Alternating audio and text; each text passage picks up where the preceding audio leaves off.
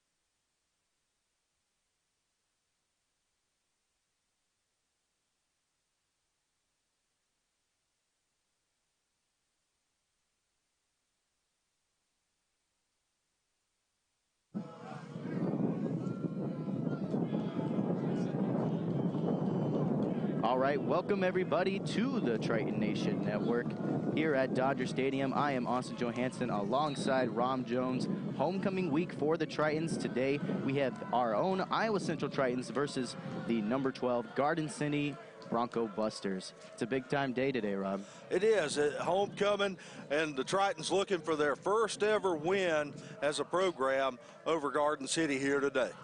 Big time game here today, homecoming week. Opening kickoff is up. They're just going to kick it kind of towards the right side a little. Just going to call it fair catch, actually, just right there. So they're going to set up just around the 34-yard line to start off the game. This is a huge game. Iowa Central is currently 3-3 on the year. They went on the road, big time road trip, 3 straight games on the road. This is their first game back in its homecoming week. Yeah, and of course DJ Irons went down with a high ankle sprain. He's been out since early in the snow game, and they've lost 2 games without him. We'll see if the offense can get on track. Garden City, number 12 team in the country, so an opportunity at a big W on homecoming for the Tritons. And you're going to see Arthur Brantley at starting quarterback today. 3 on the field. You're going to see a lot of option play and a lot of smash mouth football here today. Going to be running all over the place. Comes the snap. Actually going to pass on first down. Oh, and it looks like it did hit the ground with a catch over to the left side, incomplete. Looking for Tenarius Aiken there. Tenarius been a little bit banged up too, and talking to Coach Montalto. So it's good to see him back out there looking like himself again. Yep. And I think they tried to catch everybody off guard, including us, trying to go down the field on first down. Definitely think that was the game plan, to try to catch him off guard with a pass straight out the gate. Setting up shop on second down, 2nd and 10. The snap. Gonna take a run here. Oh, he's got a hole. He's going up the sideline. He's getting a lot of yards here past the 40. He could keep going. It looks like he's going to get knocked out of bounds at around the 21-yard line on Garden City's home field. Big time play to open the drive. Yeah, good job by Brantley there. Zone read play on that one. He read the defense well. Good job by 66 Avery Nimmons on the offensive line, getting a big block out of there, out of that right guard position to open the hole. First down here. Here comes the snap. Hands it off. He's going to get about 3 yards on the play right there. Nice little gain. Grant Walker with the carry. I should excuse myself. I was really his number 5. I mentioned he was number 3. That's they put in a different quarterback at the start. Mistake. Yes. Grant Walker on the carry, the Georgia Southern transfer. Look like they're going to get a different play from the coach on the sideline here. With the option play with Arthur Brantley at quarterback, but they switched it up and they threw 2 passes right out of the gate. And one of those passes was incomplete. One of them was for a touchdown. Jesse Montalto and his staff, creative play calling there. Garden City and us, Austin, we both expected, kind of a ground and pound approach, and good job by the Tritons of kind of getting ahead of that and mixing up the play calling a little bit, and a nice play fake there from Brantley and Walker to catch them out of position, and a wide open Tenarius Aiken is the result. Looks like we do have a player down on the field from Garden City. The medical staff is attending to him right now. It looks like it might be a little bit serious here. And we certainly hope that it's not anything serious, but they are out there tending to them. 6-0 our score, pending the extra point with 13:47 to play in the first quarter. Tritons trying to get back in the win column after 2 straight losses. Austin, when DJ Irons went down a few weeks ago against Snow, at that point, Tritons 3-1, number 7 in the country. Since then, have reeled off a couple of losses and fell out of that top 20 ranking. And that's the thing when you play a schedule like the Tritons play. When you look up and down that schedule, a bad break here and there, and that's what happens. So they're trying to get back right against a very good Garden City football team, a football team that we talked about, prior to coming on air, how big they are. They're huge. You look across their line, you look at them every position, they're bigger than Iowa Central. Yeah. Iowa Central's going to have to negate that, try to use their speed, get to the outside, get down the field, and try to make plays on the edges. So far, so good. We're just about to set up the extra point here, trying to make it 7-0. Kick is up, and it is going to be good, straight through. 7-0 right out of the start of the game. 13 minutes and 47 seconds left to go. Garden City to receive the ball after this quick break. Colin Swigman knocking down the extra point. Coach Montalto told me a few weeks ago Colin Swigman's the best kicker that he's ever had at the junior college level. He is a very great kicker. I haven't seen him miss one extra point this year. He doesn't miss on the extra points, and he's pretty good on his field goal attempts. Been good all year. I'm not sure if we get the field goal game. I'm not sure he has a lot of range outside of 40 yards, but within 40, he's been very consistent all season. Last game that they went up against, they only had 2 pass catchers total.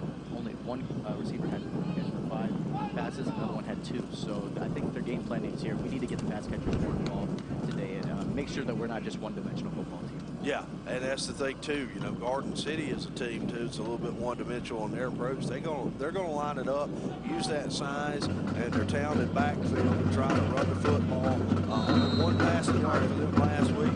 They had 300 yards rushing, so they're going to try to dominate the line of scrimmage and run it downhill here today. Yeah, their game plan's very simple, and they let you know that they're going to run the ball. Oh, yeah. They're just going to take it to you and just tell you to stop them.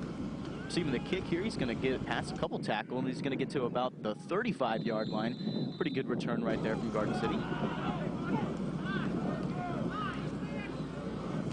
On the return there for Garden City, number 26, DJ McCullough. He's a 6'1", 190-pound sophomore defensive back out of Tampa, Florida. And so Garden City's going to be set up at their own 36 here for first and 10. Triton defense on the field, and you can see the disparity in the size up front. Triton's going to go 3-man front on defense. Garden City in a power shotgun set here. Comes the handoff. Nice little run out there.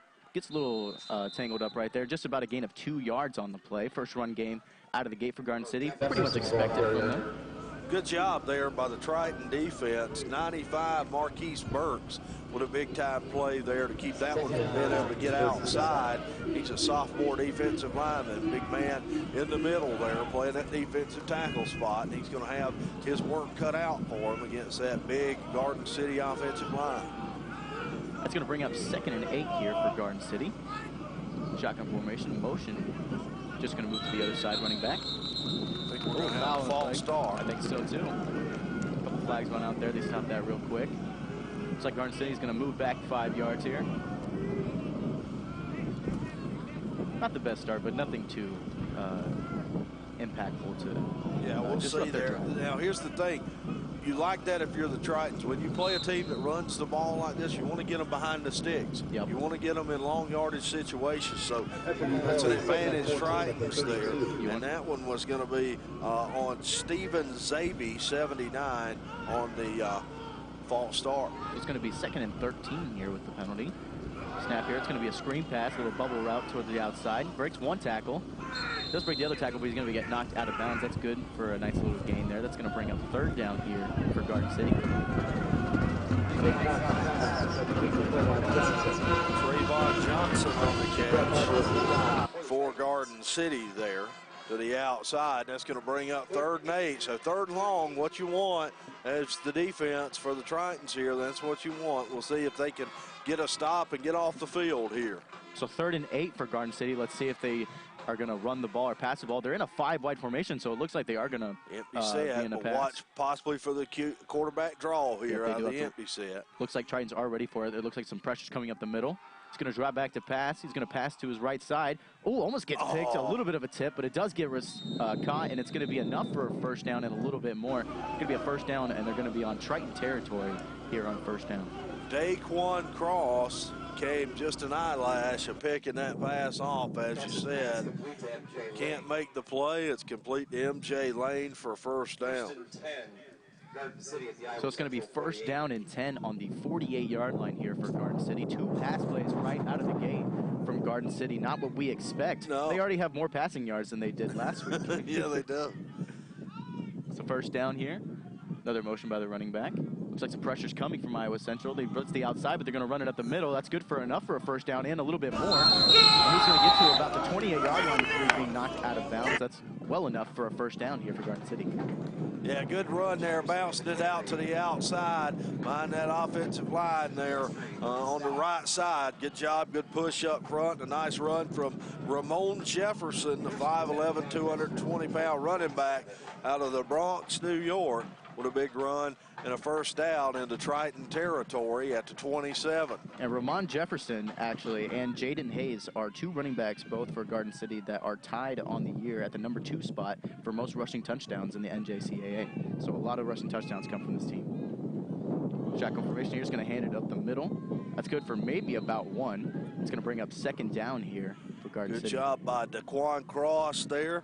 He's able to get in there and make the play. Cross, and I believe 43, Rocky Schoenfelter out of that linebacker spot in there to team up and make the stop on the run play. So we just got about 11 minutes and 15 seconds left in this 1st quarter. 7-0 is still the score. We're going to bring up 2nd down and 9 here for Garden City. 2 motion players to the left side. Iowa Central adjusting, maybe some pressure here. Here comes a snap. They're going to hand it off to the left side.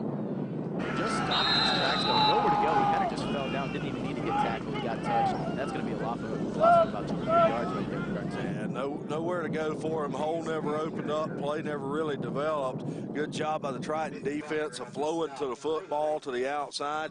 Good job again by 95 Marquise Burks. Keep your eye on him. He's important. He's the man in the middle on that 3-man front at that nose guard position. It's going to be very imperative for the Triton defense that he's able to hold his own hip penetration. 3rd and 12 here on their 29-yard line. Let's see what they're going to do. Here comes a snap. Going to fake the handoff, looking to drop back. He's going to throw to his left side. He's got a receiver, and he's going to complete it. That is going to be enough for his 1st down. He's going to be at around the 12-yard line. Big 1st down right there for Garden City. And I'm a little bit surprised Garden City hasn't thrown it more coming into this game, because when you look at number 2, their quarterback, Dominic Watt, you know, Watt is a guy who can throw the football, you know, and is smooth and has a good delivery. He's very tall. He can stand over that line. He's also really tall. They really need a tall quarterback on this team with how huge their line is. Yeah. So it's going to be 1st down here. Just about 12 yards to go to the end zone. 10 yards to go for the 1st down. Comes a snap. He's going to fake the handoff one way and then hands it off the other way. It's going to be good for about 5 or 6 yards. It's going to bring up 2nd down here for our Garden City.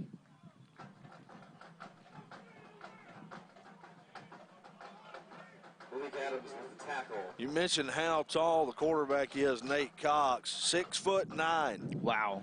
6'9". He's as tall as LeBron James. 240-pounder out of Lafayette, Louisiana, down in Arcadia country down there on the bayou, a place I spent a little bit of time in my life. You just see him stand right in front of that running back, and you just notice the huge height difference. Pistol formation. He's going to hand the ball off again. Looks like he is barely just going to get stopped before that first down marker. And it's going to bring up third down here for Garden City. Got about 4 yards to go. He'd be on the basketball roster, too, if I was Garden City. It'd be crazy not to. So it's going to be 3rd and 4 here.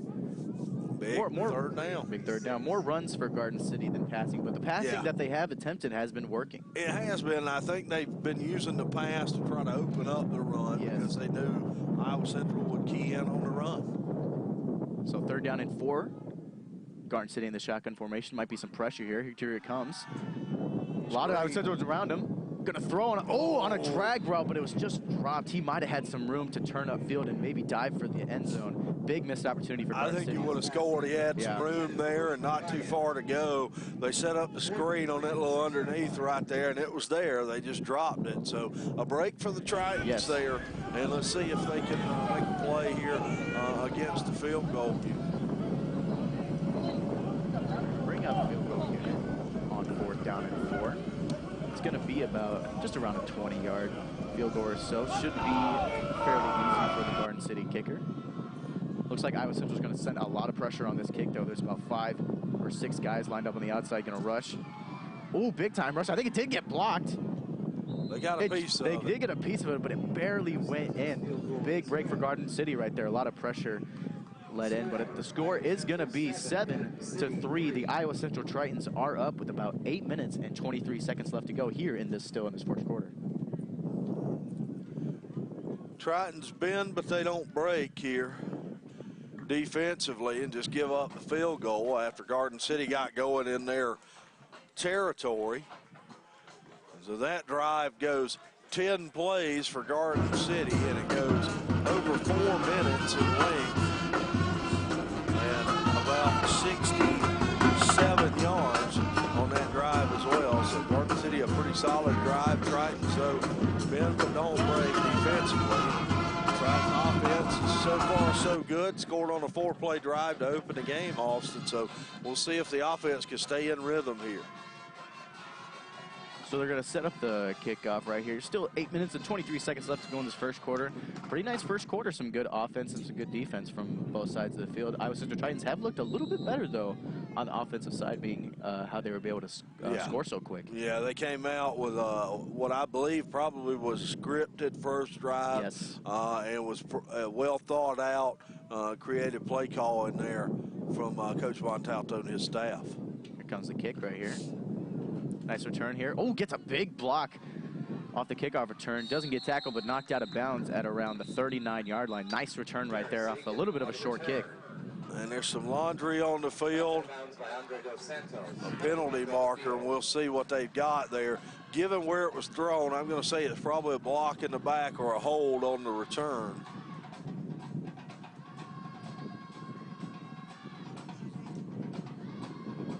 So they're going to set up shop at around the 39-yard line here.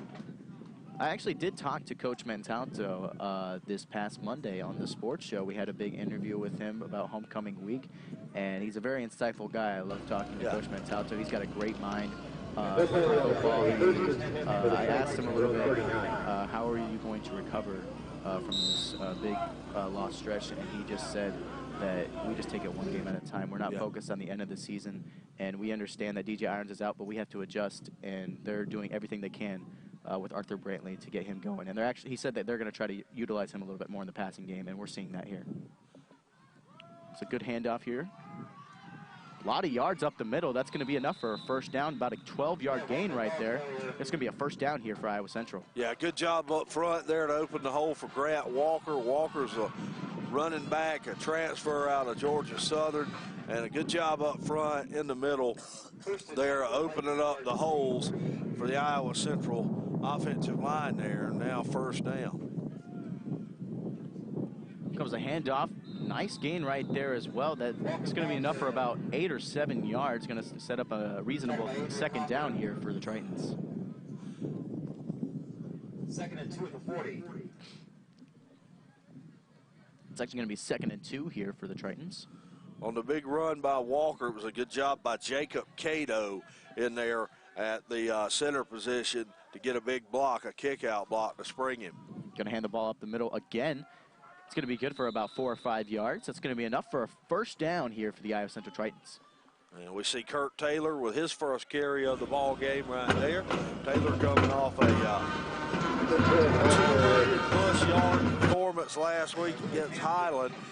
That performance put Kurt at number 5 in the entire country in JUCO football in rushing yards. Ran the ball 33 times that game. A lot of opportunities. He's also 3rd in carries in the country. Oh, a little bit of a muffed snap right there, but they're able to get the ball off, but he's going to get stopped right at the line of scrimmage. No gain on the play for Iowa Central. Heads up play by Kurt Taylor to grab that one off the ground. Otherwise, we're probably looking at a turnover. Yes.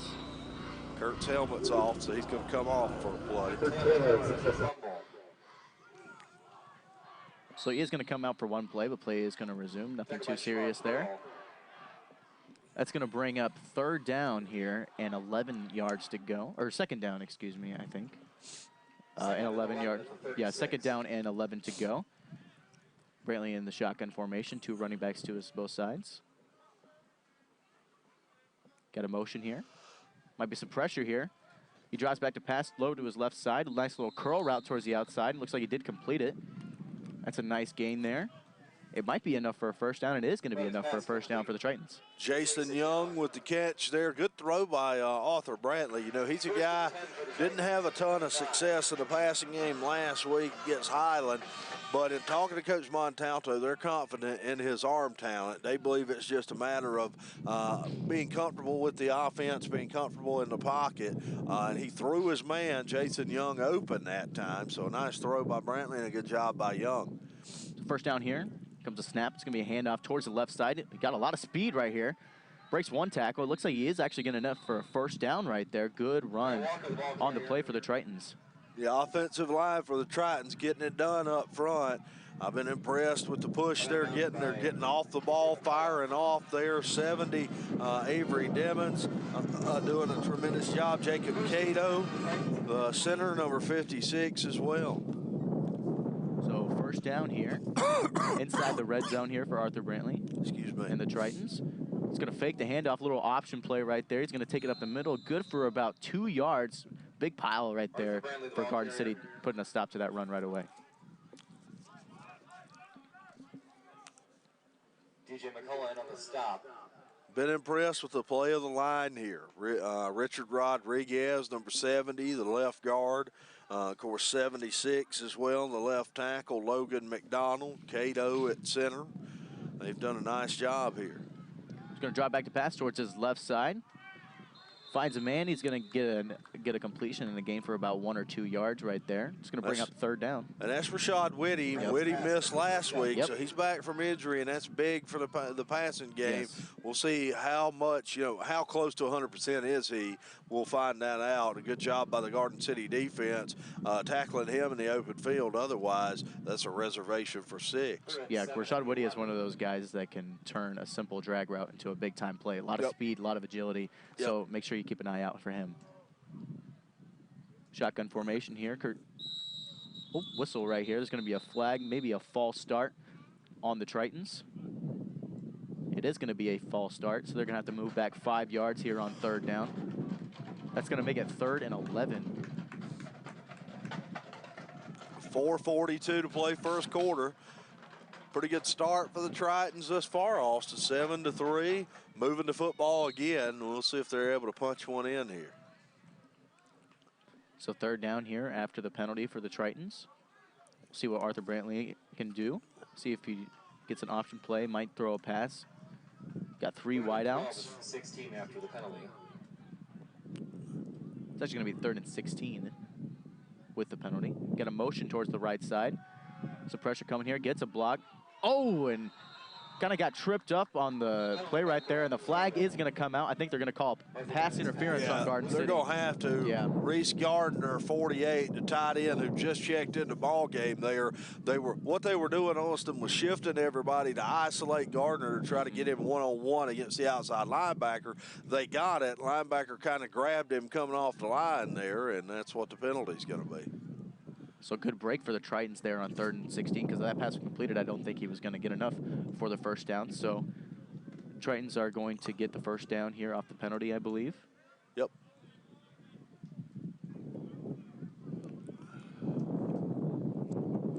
And with the injury to DJ Irons, it's been a big loss for the Iowa Central Tritons. But it's not just DJ that's been injured. There's been several players on the Iowa Central Tritons that have been out for a while. There's been a lot of hurt on the defensive secondary, and the offensive line has been kind of banged up as well. So they're happy to get a lot of guys back today. Yeah. Might see some pressure here from Garden City. Fakes the handoff, throws a pass up the middle. Great catch. Looks like that was Rashad Whitty on the catch. Big time touchdown, big time throw for Arthur Brantley. 2 touchdown passes already for Arthur Brantley. Good showing so far. Whoever said Arthur Brantley is a scrambler? He's got 2 touchdown passes in the first quarter. Rashad Whitty, we just talked about him coming back from injury. He looks fine to me. So far, so good. Great catch. Big time play from Iowa Central. Iowa Central is looking very nice right now. They're getting a great mixture, especially that run game being so effective. It opens up that passing game for Arthur Brantley, and they're using it to full effect. And the offensive line has been tremendous here, going against a pretty big defensive front. They're getting a push off the ball, firing off the ball. So a nice start so far for Iowa Central. And I believe the Tritons are a different team, Austin, at home. We've seen them play an energized, inspired brand of football all year at home than they have on the road. Especially it being homecoming week this week. There's a lot more energy. The fans are more into it, and they have been on the road for 3 games, so you know that the fans and the team's excited to be back here at Dodger Stadium. Now, I know they have a Hall of Fame, dinner and everything Hall of Fame going ceremony on tonight, ceremony. And now, does you being a student here, do you guys have like a homecoming dance like they do in high school, or do you guys have anything going on like that? No, I don't believe so. I don't think we have any homecoming I didn't know. I don't think colleges really what they are do into that. Here. Yeah, it's we had a fair the other day, but I had to work that night, so I wasn't able to attend it. But yeah, they had like carnival rides set up, kind of like an amusement thing. Austin, that's a good real world lesson. Right. I've learned it for many years already. Every time I turn around, it's the same thing. Oh, I'd love to, but I gotta work. I gotta work. Wasn't no problem though. I didn't attend last year either, so it's gonna be all right. Well, we're gonna at some point we're gonna get back to action here. I'm not sure what. Looks like they're having a little bit of trouble with the mic there, up top in the press box. Okay. Just a little bit of break in the action here. Looks like I think we should mention. I think we should mention how much rain has been going on here today. It was raining pretty hard in the morning when I got up, and then it lightened up around 11 o'clock and 12 around the game start. But the field is still wet, and the ball is still wet as well. It's rained all night. It started last night a little after midnight or 1 o'clock, and it's rained pretty much all night since then. So the field kind of messy here. We'll see if that continues to play a part here. But so far, the passing game's been very much on point considering the wind and rain. Yeah. Got the return here. Breaks a couple tackles. He's going to break off towards the left side. He's got a lot of room on the outside. There's one man to beat. That could catch him. I think he's going to get there. He does. Big time touchdown return for Garden City off the big break in action. That's going to make the score 14-9 with the extra point still on the way. DJ McCullough, a 6'1", 190-pound defensive back, a sophomore out of Tampa, Florida, just took that one 90 yards on the kickoff return. And that'll make the score 14-9 here. So Garden City answering. They're not going to go away. You're talking about a quality football team here.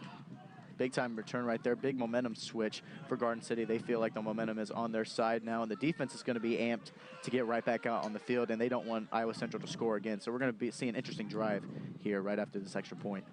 Yeah, and you know, that's what you don't like to give up big plays in special teams because they are such momentum shifters. We'll see if the Tritons can respond. And talking about the rain a little bit, you know, with it being a turf field, you don't have to worry about the condition of the field that much. You got to worry about it being slippery, but in terms of it getting torn up and not playable, you don't really have that problem. But then when you turn over to soccer, like we had Wednesday night, there was a lot of rain at soccer, and the field actually got so muddy that there was puddles in the field where the players were digging in their cleats in the mud, and the water would fill up those puddles, and so the ball would just come in a complete stop at the field. So luckily we don't have to worry about that today. Was it the women's soccer team or men's? It was the women's soccer team was first, and they played, and they stopped 10 minutes out at that game because the puddles were so bad, and then they were going to plan on starting the men's game, but both coaches and the referees decided it was unplayable conditions. Speaking of the women's soccer team, as I understand it, Austin, you're going to kind of have the star of that deal on your sports show on 88.1, the Point on Monday night. KICB, yeah, Julia Herbst is my special guest next week on Monday night, 7 o'clock. She will be at the start of the show. Right at 7, we're going to interview her, talk about how she has so much success on that soccer team. She had 5 goals last game on Wednesday during that whole big rain game. Of course, a young lady who's from Central America too, so I'm sure you'll cover kind of the transition between the two. Yeah, she does. She does not speak English that well. She speaks her Spanish is her primary language, so we have a translator as well that's going to be there. So it should be a really interesting interview. I'm really excited for it. Kickoff return here. Gets tangled up at the legs. Going to be enough for get up around the 22 or 23 yard line for our Iowa Central. Kurt Taylor. Good kick coverage by Garden City. Taylor didn't really have any running room there. They did a good job of getting down there and covering that one.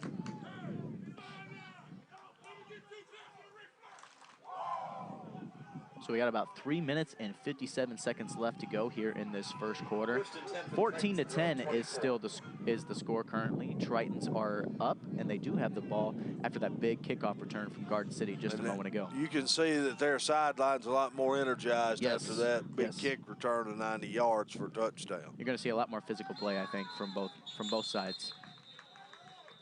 Flags out here and the whistles. I think it's going to be a false or delay of game actually on Arthur Brantley. It's going to be a 5-yard penalty here. If you're Brantley, you've got to manage the clock a little bit better than that. Always got to have the eye on it, on that 25-second play clock. And then speaking of Arthur Brantley, you know, he is not new to this system. You know, he's played a couple games as well, so it's not like he's brand new to the system. A big lateral play right there, kind of a wildcat play. He's going to get enough. Oh, if he just had a little bit of room, he was going to be able to turn up the sideline, but he's going to get knocked out of bounds for a nice little gain there. Trying a little trickery right there. Yeah, they give it to Tenarius Aiken on the reverse there after the man in motion got it on a jet sweep. So interesting play call there. Doesn't net them much there, really no gain, but at least that's something else that you show Garden City that they're going to have to be ready for at some point too. They may go back to it maybe for the Tritons. 2nd and 5 on the snap. Going to hand it up the middle. It's good for about 2 or 3 yards on the gain. It's going to bring up 3rd down here for Iowa Central. See Grant Walker there on the carry. We haven't seen Kurt Taylor too much, you know, just a couple carries on the day for him. They may be trying to go committee here, use Walker some, and then maybe put Taylor as the featured runner for, you know, maybe the second half, try to keep a fresh man running that football. So we got about, it's 3rd down and 6 to go here. Pressure's coming on that right side. Completed pass up the middle. Oh, he's going to, he's got to turn upfield on that one, and he is going to get enough for the first down. Almost walked backwards into almost a loss. I was a little bit afraid he was going to come back from where he was there, but finally he turned upfield. You know, Tenarius Aiken is so explosive that at times like in that one, you know, he's looking to go back and go to the outside. He's always looking to take one of the house. Sometimes just turn upfield, take what you can get, you know. Healthy balance you need. Shotgun formation here for Iowa Central. It is going to be 1st down. Well, may have jumped off sides there. No call, though. It's going to pass way up the middle. He's a little bit overthrown. Pass intended for Rashad Whitty. There is a flag on the field, actually. Going to be offsides right there. I thought I saw a little bit of a jump on that line. Yeah, you did. Number 5, 5-yard penalty. Remains first down. That's going to be against number 5, Jaden Hayes, a 5'11", 190-pounder out of Huntington, West Virginia for Garden City there. I'm sorry, 5 on defense. I hate when teams have 2 guys with 5. They've got a defensive really? 5, and it's Ali Gay, a 6'6", 280-pound defensive end. I was going to say that guy's way bigger than 5'10". I didn't even know they did that. Yeah, they do that sometimes. Here comes the snap. Takes it up the middle. That's good for about 3 or so yards. That's going to bring up second down here for Iowa Central. They're trying to keep a journeyman like me on my toes when they got different guys running around with the same number. I wonder why they do that. I mean, it wouldn't it just be I easier never have understood why they do that unless either. you're carrying so many guys you don't have enough jersey numbers for all of them. I mean, it does look like they do have quite a bit, but I wouldn't expect they have over 100 or 99, so. I should say. Yeah, either. Second and 1 at the 46. So second and 1. Going to hand the ball. Oh, he gets stopped right away at the line of scrimmage. Might be even a loss of 1 yard right there. Big time stop. To go on that one up the middle. They read that one all the way. Good job of that defensive front for Garden City there. It's actually going to be a loss of 2 yards on the play. It's going to bring up third down and 3. Brings up third and 3 at 44. We've got about 1 minute and 42 seconds left to go here still in this first quarter. Score is 14-10. Tritons are still leading. They're trying to move the ball down the field. Got third down here, still on their own territory. Takes a snap here. It's going to hand it off the middle again. Nowhere to go again, though. Maybe fought for 1 yard, but that's going to bring, he's going to be short of the line. That's going to bring up fourth down. We talked about the offensive line for the Tritons getting a lot of push early in the game. On this series, not as much. Now, they've been able to get push in this game whenever they've kind of busted it to the outside, used it off the tackle. Going up the middle, they've had a rough go of it, and a lot of that has to do with the size disparity at the line of scrimmage. So punt formation out here on fourth and 3. Probably going to try to let the clock run down as much as they can before they snap the ball. Comes the snap. A little bit of a pressure here, not too much. Nice little punt right there. It's going to be a fair catch. Oh, and that's going to be a big-time penalty. Yeah, it is. On Iowa Central. He did call for the fair catch, and he hit the returner as soon as he almost caught the ball. I don't think he was aware that he called the fair catch. Got to be a little bit more observant. Yeah, I don't think so either. And even if he does it, you've got the halo rule. You've got to give him the halo room to make the catch. Now, what I will say is Grant Walker, yes, he's guilty of that, but Grant Walker was blocked in the back as he was running. That kind of led to that, too, and that went as a no call because everybody's watching the huge hit. When it happens so fast, you don't really consider that fact. So that's actually kind of a weird strategic move to do that, kind of cheating the system a little bit. But I don't think Grant really could stop at that point either because of the momentum of being blocked kind of into the return man. Nevertheless, though, it is going to be a penalty. That's going to be a penalty for 15 yards on the play. I think it is a personal foul call as well. So they're going to move up to about the 30-yard line, 31, I should say. Still on their own territory, but a lot better field position than they were going to be. Setting up shop here. Got a couple motions towards the right side. Here comes the snap. Going to fake the handoff, looking for a pass. They got 2 wide receivers, one to the right. He's going to throw it to him. Great defense on the play to knock that one, making it pretty uncatchable for the receiver. That was good coverage there. Hickok's pass is incomplete. Nice one-on-one coverage. Movement by Kingston McKinstry for the Titans. Kingston McKinstry on the coverage. Good job there with stride for stride with the man. Saw the ball all the way. Went and made a play there and was able to disrupt that one. So good job defensively. So we got about 35 seconds left to go still in this first quarter. The clock is stopped with the incomplete pass. It's going to be second down and 10 here for Garden City. Got a motion towards the right side. Might see some pressure here. Comes the snap. He's going to roll out to his right. He's got an open receiver on the right side. He's going to make the catch, miss tackle, but somebody else comes in there. It's going to knock him out of bounds. That's going to be good enough for a first down, though. Hickok's pass complete to Dingle. Kayvon Dingle makes the catch for the first down. He's a 6'2", 190-pound sophomore receiver out of Carroll City High School in Miami, Florida. So it is going to bring up the first down here. The clock is still running, though. I think they called him down before he got out of bounds. Got about 10 seconds to go before they get the snap off. I think they're going to be able to get it off in time. This is going to be the last play of the first quarter. Going to have to hurry, though. Actually, they're just going to call a timeout. They didn't like the way that that play was getting set up, so they're going to take a timeout with 2.4 seconds left on the clock. It's going to be the last play coming up here in the first quarter. What I don't understand, though, why you take a timeout 2 seconds from the end of the quarter? Yeah, why wouldn't you just let it run and go into the quarter and talk about sure. what you want to talk about? I don't. I think that is an interesting take. Maybe it's because, I don't know, I've always considered it. Sometimes when I know it's pretty irrelevant. When I play Madden, sometimes I do the same thing. When a quarter comes up, I take a timeout right before the quarter comes because I want to get a play off, and then I get like a free timeout right when the quarter. Yeah, you do get a free timeout at the quarter break. So it's like two stops, but you can look at it either way. But and this isn't the second half. You're going to lose these timeouts at halftime it is first anyway. quarter, so I kind of think that plays a major part too. Yeah. So nevertheless, though, they do have the timeout call. 2.4 seconds left on the clock. Will be the last play of the first quarter here. Let's see what they're going to try to do. Don't have to go big here. It's not like they're not going to lose possession if they don't complete a pass here. So it should just be a regular scheduled drive play. I'm going that power set gun here. A lot of linemen on the field. Got a motion, another one.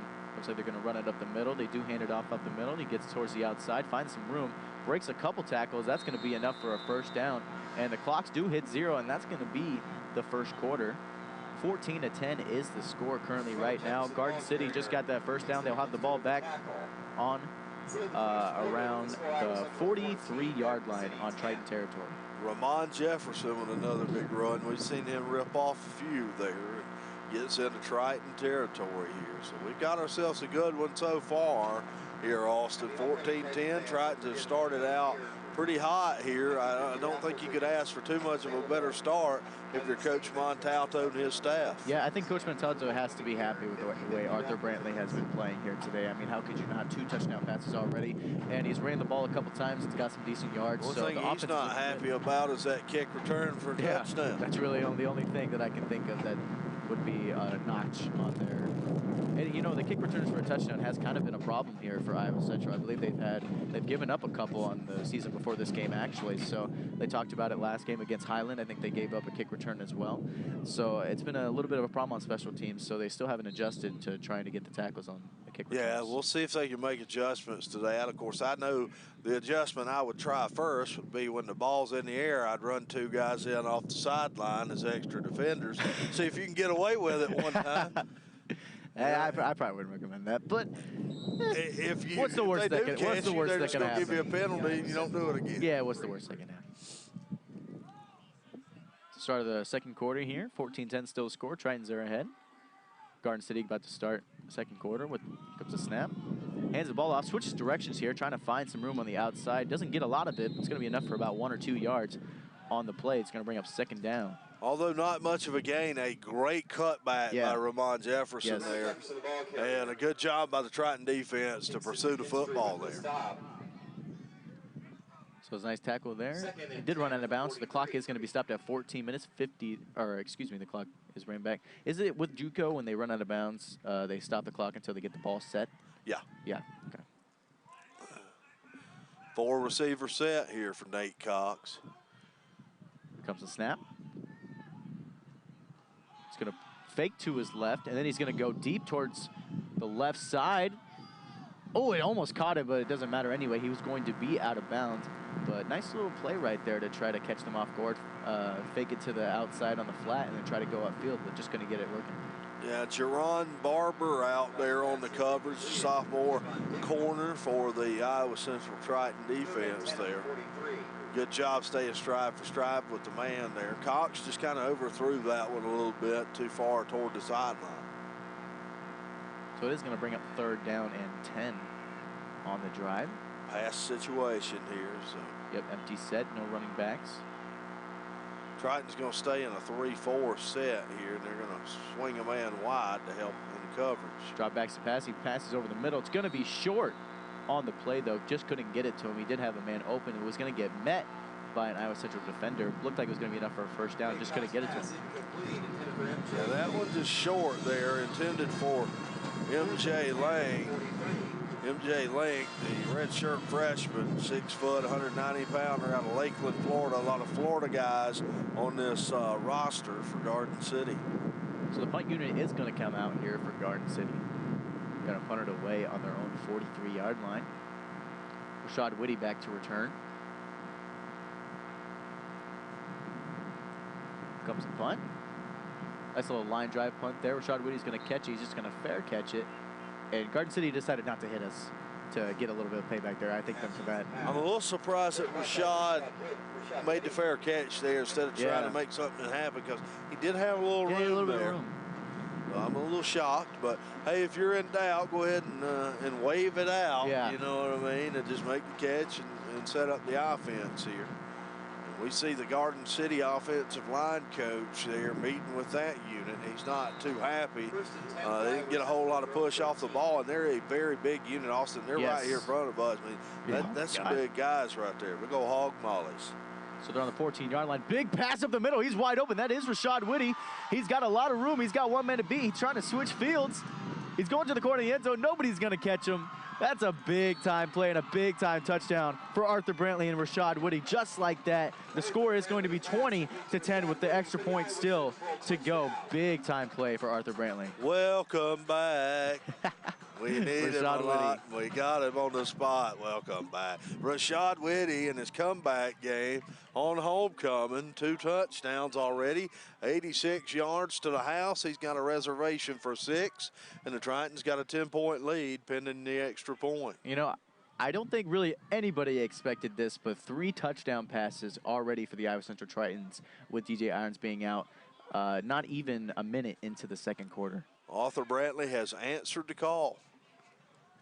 Big-time game for Arthur Brantley, and the extra point is going to be good. He really has stepped up to the plate here today. He made a good read there in that seam, and Whitty was open. And, of course, you love it when you're a quarterback and you're able to throw it 20 and a guy takes it 86. Yes. That's good for the old passing yard number. And that's what you got when you guys got, you know, when you have guys like Rashad Whitty and Tanarius Aiken. And Rashad, his absence was felt in a major way last week against Highland. He's back and looks to be 100% because he's putting a show on here thus far. He is one of our big-time receivers. He is a sophomore. I watched him last year as well covering the sports. I was always amazed in how, you know, shifty he was and the way he can just be able to break out. He's over 100 yards receiving already today on that 86-yard catch. He's got 4 catches for 119 yards in the first half. That's crazy. He's averaging around 27, 28 yards per catch. Well, when you break 186, that skews that average a little bit. A little bit. So the score is going to be 21-10. Iowa Central is up. The only touchdown the Broncos do have, though, is that kick return for a touchdown. No offensive. Yeah, DJ McCullough with a 90-yard kickoff return. They drove the field once offensively and got a field goal, but that's been about it. The Triton D's answered the call pretty well here. And the wind is picking up a little bit here today. Yeah, just a little bit. Of course, we're outside giving the setup broadcast position where we are, kind of where we have to be in relation to how everything is set up here. So we're kind of outside under a tent. My game notes were blowing all over the place. You already lost one page. I did lose one page. I wasn't sure what it was. I hope it wasn't. It was nothing but a drive chart, and I've got about 50 of them. I carry a notebook full of drive charts. I didn't want you to lose your roster or anything. No, roster's good to go. All right. I don't want us to lose that 10. Yeah, I know. I'm trying to make sure it doesn't go anywhere.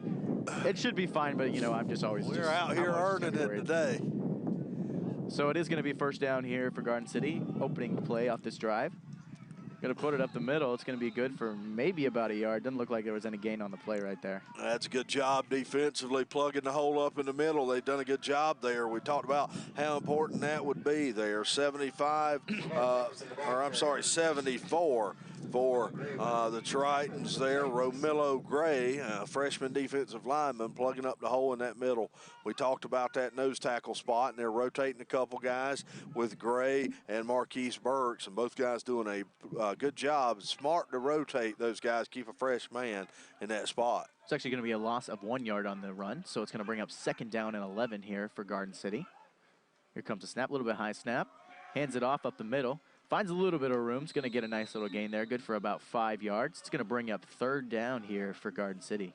Host of Tritons in on that play there. 98 was involved in that one, big number 98.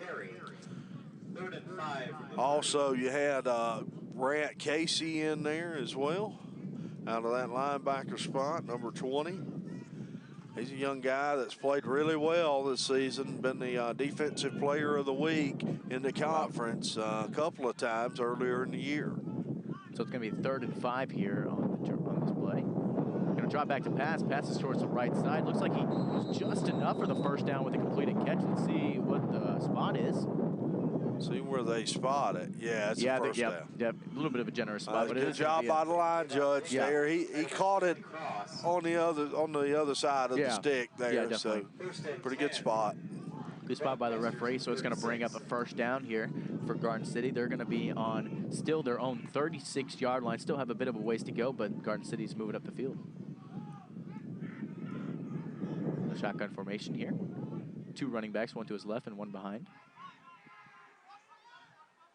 The snap. He's going to pass it out to his right side. Gets a catch. He's going to turn upfield a little bit. Is a flag on the field, but that was good for about 8 or 9 yards, almost for the 1st down. I believe that's going to be a hold or an illegal block there on the far sideline.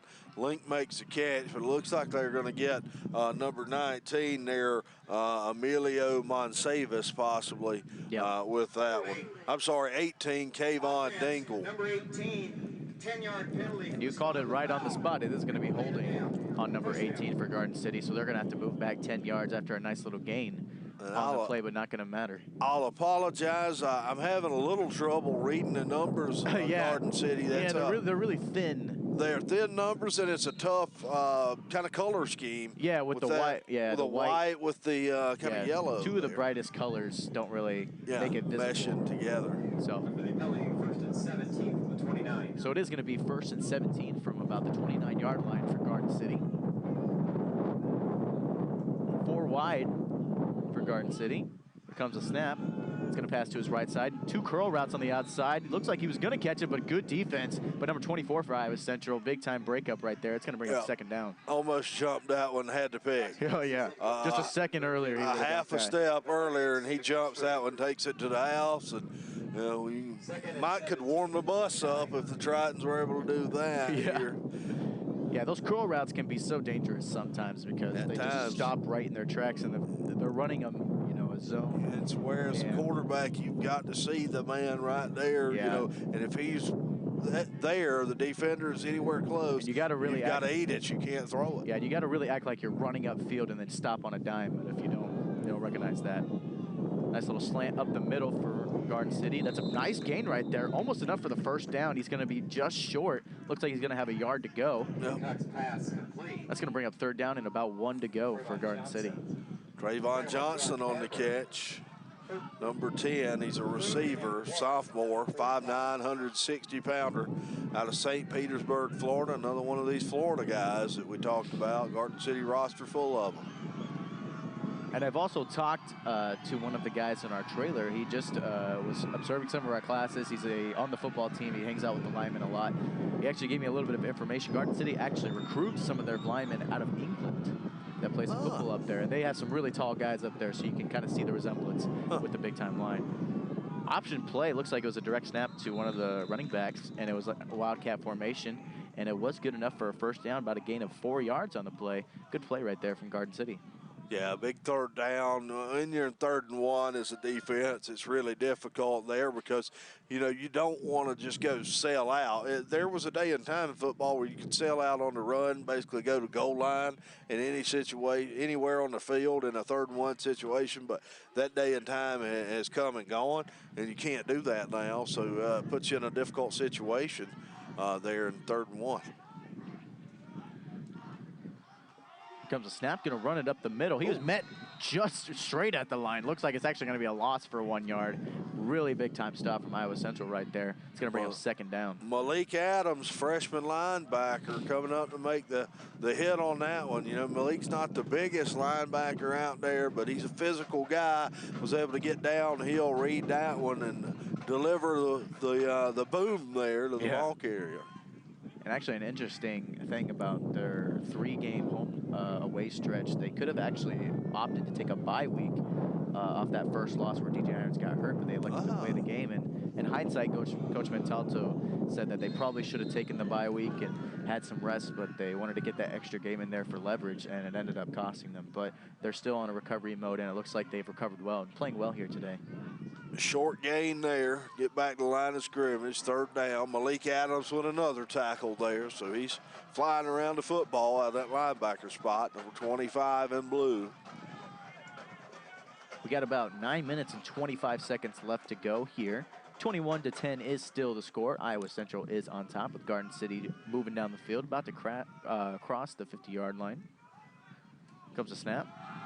Drop back to pass. He's going to pass to his right side. He's got a man. Oh, and big hit, though. As soon as he catches it, he's going to hang on to that, and that's well enough for a first down. Going to be a first down. MJ Link on the catch. And we see Garden City opening up the playbook and trying to go downfield in the passing game. And they've been a little bit successful here, at least on this drive. You know, we talked earlier about quarterback Nate Cox and the fact that he is a comfortable passer in the pocket, you know, a big, tall, kind of gunslinging quarterback and a guy who can throw it there. So you give him the opportunity to do so, and he's been successful on this drive. So it's going to be first down and 10, ball on the 37-yard line, Iowa Central's 37-yard line, I should say. Here comes a snap. They're going to run the ball towards the left side, breaks one tackle, is going to get met. It's going to be a gain of about 2 or 3 yards here. It's going to bring up second down here for Garden City. 27 on the stop, Eugene Brown out of that defensive back, that safety position, number 27, that sophomore defensive back, Eugene Downtown Brown, laying down the ball carrier there. About 8 minutes to go here in the first half, Austin. What do we have coming up at halftime for the people, Austin? We do have our regularly scheduled halftime show. There you go. Me and you. Just as always, we always love to do that. Oh, and a muffled snap, but there's a flag on the play, so the play is not going to start. I think it's going to be offsides on the Tritons. Yeah, I think so too. Offsides with contact for 95. It's actually going to be offsides with contact. I kind of thought that was encroachment. Offsides with contact. I guess it depends on where you're lined up. It kind of is. I mean, it's just a difference in terminology. That's basically what it is. Okay. Now, well, what you can do there, basically what that is where he jumped in the neutral zone. Now, if he doesn't contact anybody, he could jump back before the ball snapped, and we keep playing. Yep. However, he hit somebody, so you got to call that dead right there. Yep. And basically the same thing as encroachment. All right. Setting up the ball here. Got 2 wideouts to the right in pistol formation. He's got a motion here. He's going to hand the ball off here up the middle. He's stopped right away. No really gain on the play right there. That's going to bring up third down here for Garden City. And that paperclip really saved you right there, didn't it? It did.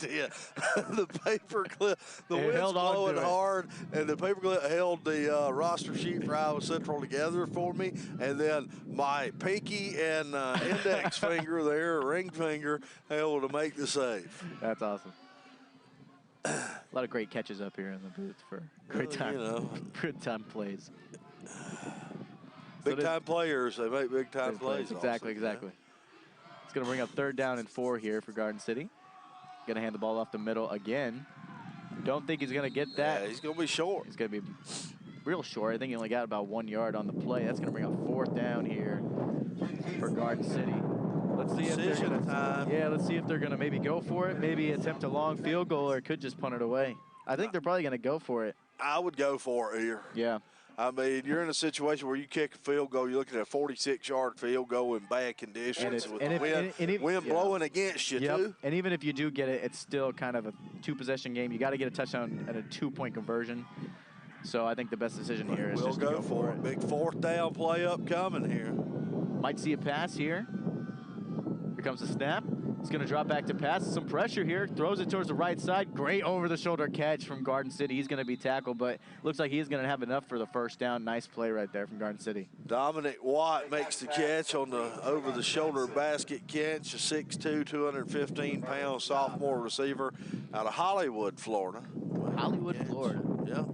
I've always thought that was an interesting name for Florida. Like, why would you name your town Hollywood? It's already a lot a of huge interesting Hollywood. things about Florida. Some positive, some negative. Florida's a great state. I've never gone, but I really want to or something. Well, just so I don't have to deal with the cold. Shotgun have formation. you ever here. done the, we'll talk about it in a second. He's going to run it up the middle. He's going to get stopped right at the line of scrimmage. No gain on the play right there. Good play from Iowa Central. Big time hit there from the Tritons. Jalen Scott there bringing the heat on that one, the defensive lineman. You ever done the experiment where you go to Google, put Florida man, and then put the date of your birthday? Your birthday? Yep, and see the I have. results? Yeah, I've done that before. I can't necessarily remember what it was, But it's always something. Oh yeah, every day there's something. It's going to bring up second down and 12 yards to go here. We got about 5 minutes and 10 seconds left to go here in this second quarter. Garden City with the snap. They're going to hand the ball up the middle. We're seeing a lot more runs here from Garden City. It's going to get a nice little gain for about 5 or 4 yards. It's going to bring up third down here for Iowa Central. I think they're using the pass here to try to open up the running lanes. And they're trying to mix in the pass and loosen the offense up some here, or loosen the defense up some to try to establish the run game. So it is going to bring up third down and 8 yards to go here. Now, I find it interesting that Garden City's warming up the backup quarterback, 19, Emilio Monsavas as well. We may see him at some point in the near future. Have to be on the lookout for that. 4 wide here for Garden City. Going to drop back to pass, throw towards his left side. Looks like he is going to drop it. I thought he caught it there for a second, but great defense by the Iowa Central secondary. It's going to bring up fourth down here for Garden City. It looks like they're going to bring out the kicking unit. Stanley, the boss Cross there, number 16, on that corner over there, making a play, knocking it down. Good job of coverage there. We'll see if they can hit the field goal here. Going to be, let's see, Austin, going to be about a 35-yard field goal. Just about. And you know it's close to halftime when the band starts getting out of the stands and getting ready to march onto the field. So here comes the snap. Here's the kick. A little bit of a chip shot there. Looks like it's got enough room and enough distance, and it's going to be good. And it's going to make the score 21-13. Broncos on the board. Their first offensive, or the second actually offensive field goal, but still no touchdowns on the offensive side. Good job defensively by the Tritons here. That's all you really want defensively, is to make them work, make them eat up some clock, and it's okay to bend a little bit. You just don't want to break. And so far, that's been a philosophy, and the Tritons have been able to follow through on that. That's kind of been the mentality and the way that the defense has been going all year. It seems like the defense, they have a few stops in there, but it seems like the offense gets a nice little gain and they keep moving up the field. But once they get into that red zone area, the Tritons really just step up and bring out big stops to that defense. So I really have to credit the red zone defense for Iowa Central. It really shows up day in and day out. Good point. They've been pretty good in the red zone, especially here today. Just about to set up the kickoff here. We got about 4 minutes and 12 seconds left to go here. 21-13 is the score currently. We'll see if the Tritons can get going on the offensive end again here. 3 touchdown passes already for Arthur Brantley. Looks like they might set up an onside kick here, or maybe a squib kick. The kicker isn't really running back. Just going to be a little squib kick here. Oh, and it was a little bit of a muffed punt. Got a hold of it, though. It's Kurt Taylor on the return. Gets to about the 42-yard line for Iowa Central. Pretty good field position for the Triton offense here. See if they can string together a drive with 4 minutes to play in the half. 21-13 is still the score. Tritons are looking to add a little bit more to that score before the half comes to halftime, and you know, they're up by technically 1 possession, but Garden City needs a touchdown and 2-point conversion to tie the game. So they're really looking to get some more points on the board to make it a full 2-possession game. They'll come out trips to the right of Brantley here. Flag is out. Handoff up the middle. He's going to get stopped right away. No gain on the play. Let's see what the flag is. Probably going to be offsides on Garden City since they let the play go on. Offsides, defense. It is going to be offsides on the defense. Number 5 for Garden City with the call. It's going to bring them up 5 yards, so it's going to be 1st and 5 for Iowa Central. 5 on defense is Ali Gay, a 6'6", 280-pounder out of Redmond, Washington, a sophomore defensive end. As that number that had both sides, correct? Yes. Number I looked at five that time, offense, made sure I looked at yeah. 5 on defense. Rashad Woody in motion to the left. Here comes the snap. He's going to give it off to Taylor. He's going to find some room on that left side. He's going to get a nice gain there. That's going to be enough for a 1st down with the short 1st and 5 opportunity. Kurt Taylor, the ball carrier. One thing I like about Kurt Taylor, you know, he's a Michigan transfer.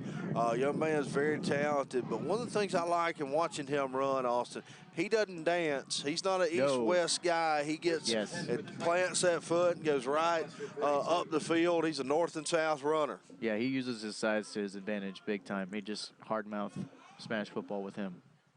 Got some motion towards the left side. Shotgun formation here. He's going to fake the handoff. He's going to look to pass towards the left side. He gets an open receiver. He's going to break 1 tackle. He's still going to the middle. He's going to get a touchdown. Big time play.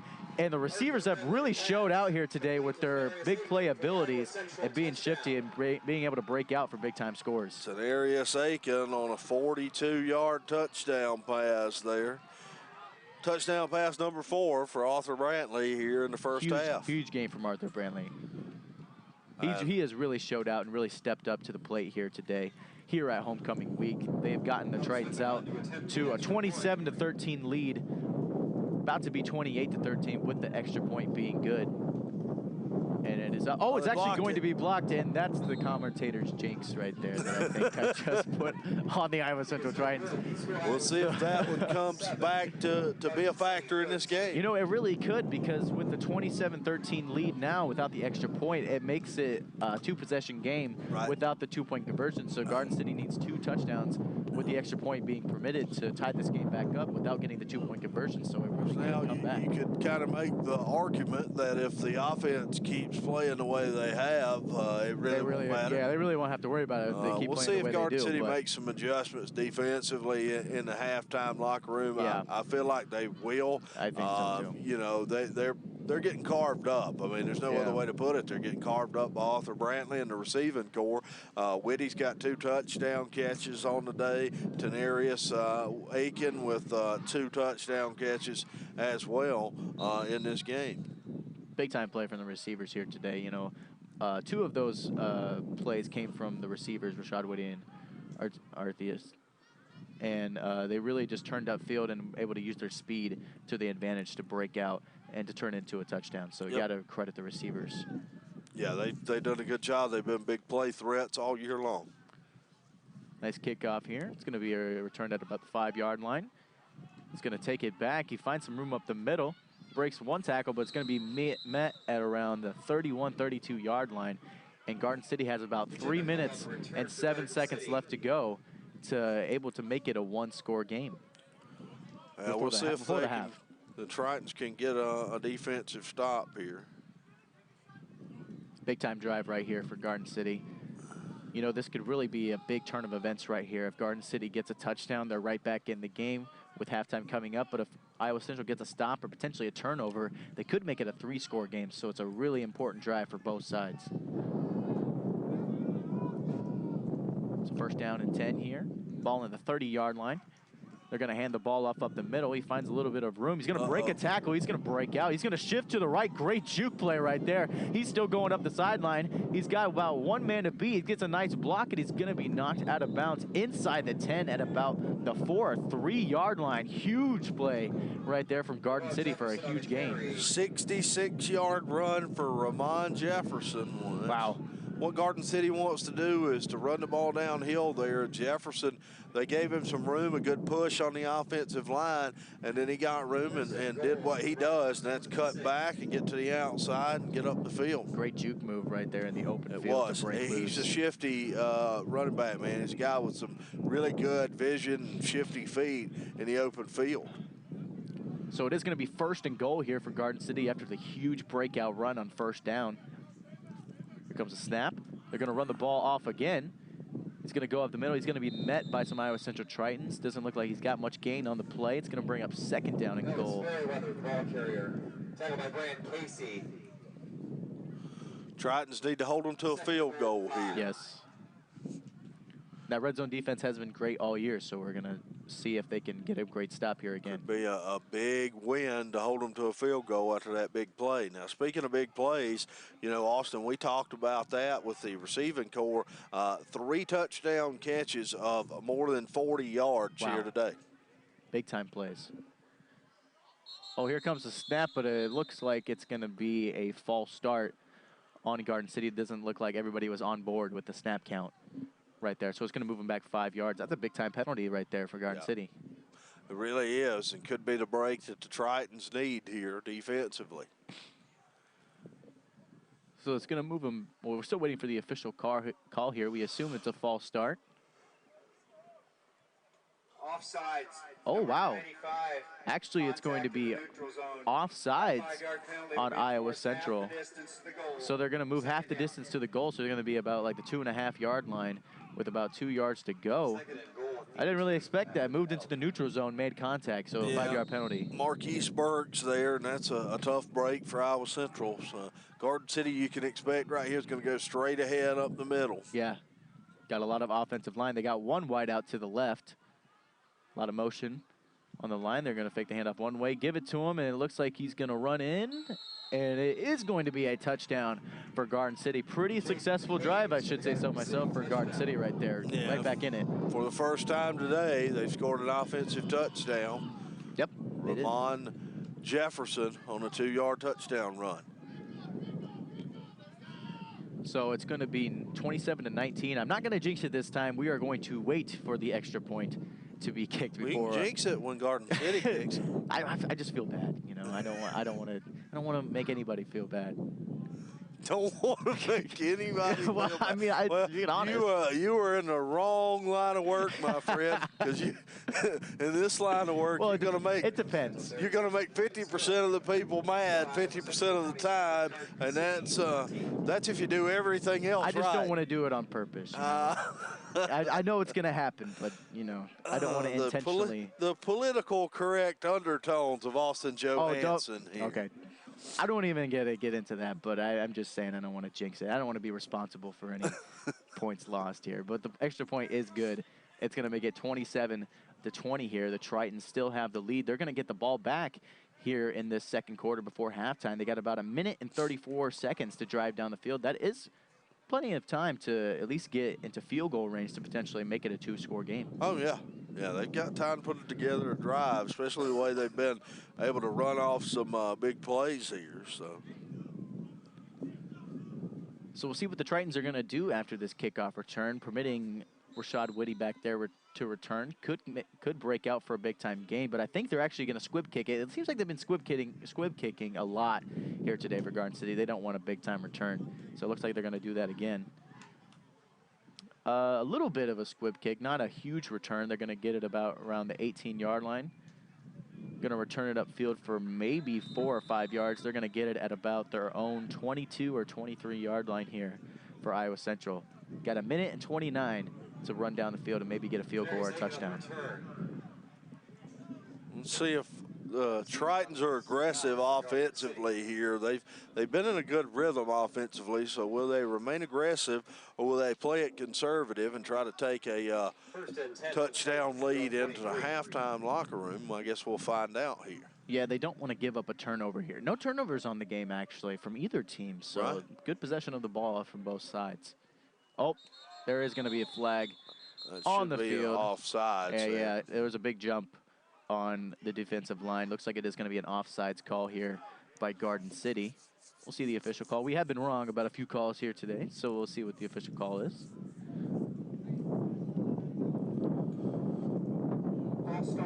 And it is going to be a false start on Iowa Central. Might have been a little bit of a jump that we couldn't probably see. Was and a flinch, and the defensive kind of stepped up to draw the false start call. I think so, and I guess I probably missed the flinch there. Yeah, our vision's a little bit blocked. I mean, the Garden City's guys are so big and huge that we can't even see the offensive linemen. So it is going to move them back 5 yards here. So it's going to make it 1st and 15. And they're going to be on their own 18-yard line here. Got 1 minute 28 seconds to go. They're going to hand the ball off the middle. They're going to get a nice little gain for about 2 yards. I think they're just going to grind it out the rest of the half and go to the locker room with a 7-point lead here. I don't blame them either. Garden City is going to get the ball, though, in the second half, so they do have to keep that in mind. But I think Iowa Central is just going to play it conservative here, not try to do anything too fancy to maybe give up a potential score. They're going to hand the ball off. Oh, it looked like do something fancy. You called it. It looks like they were trying to go deep to number 2 for Iowa Central, or potentially Rashad Whitty.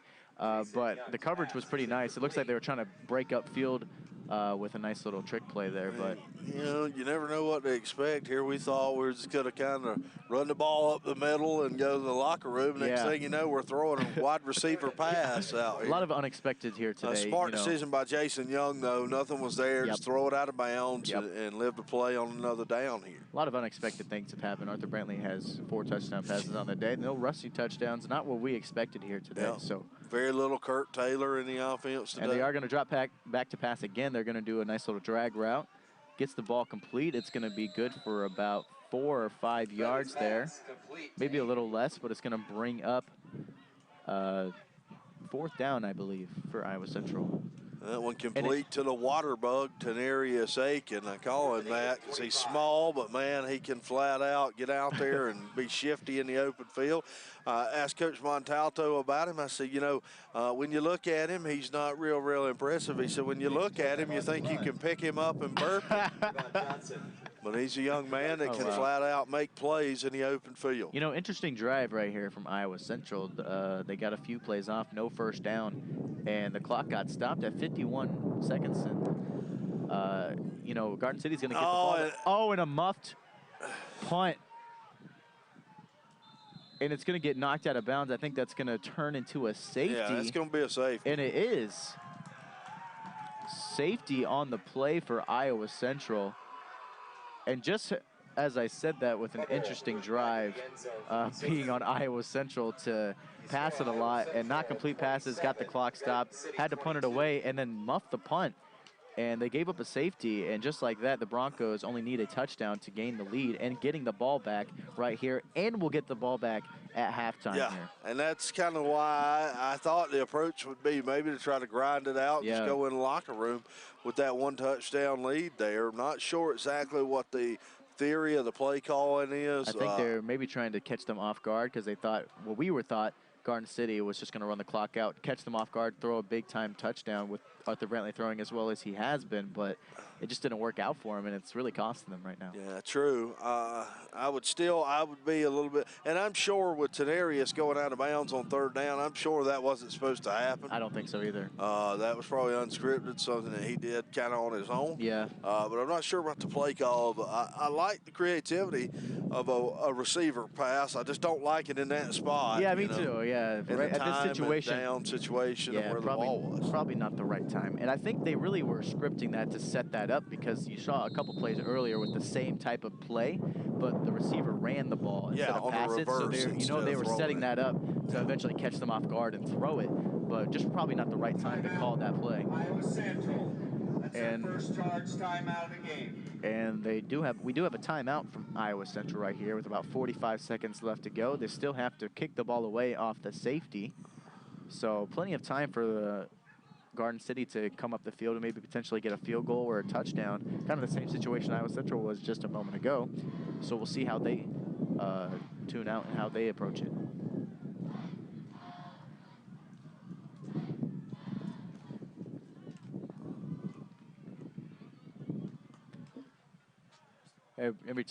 Both teams are getting back on the field here, getting ready to receive the kick.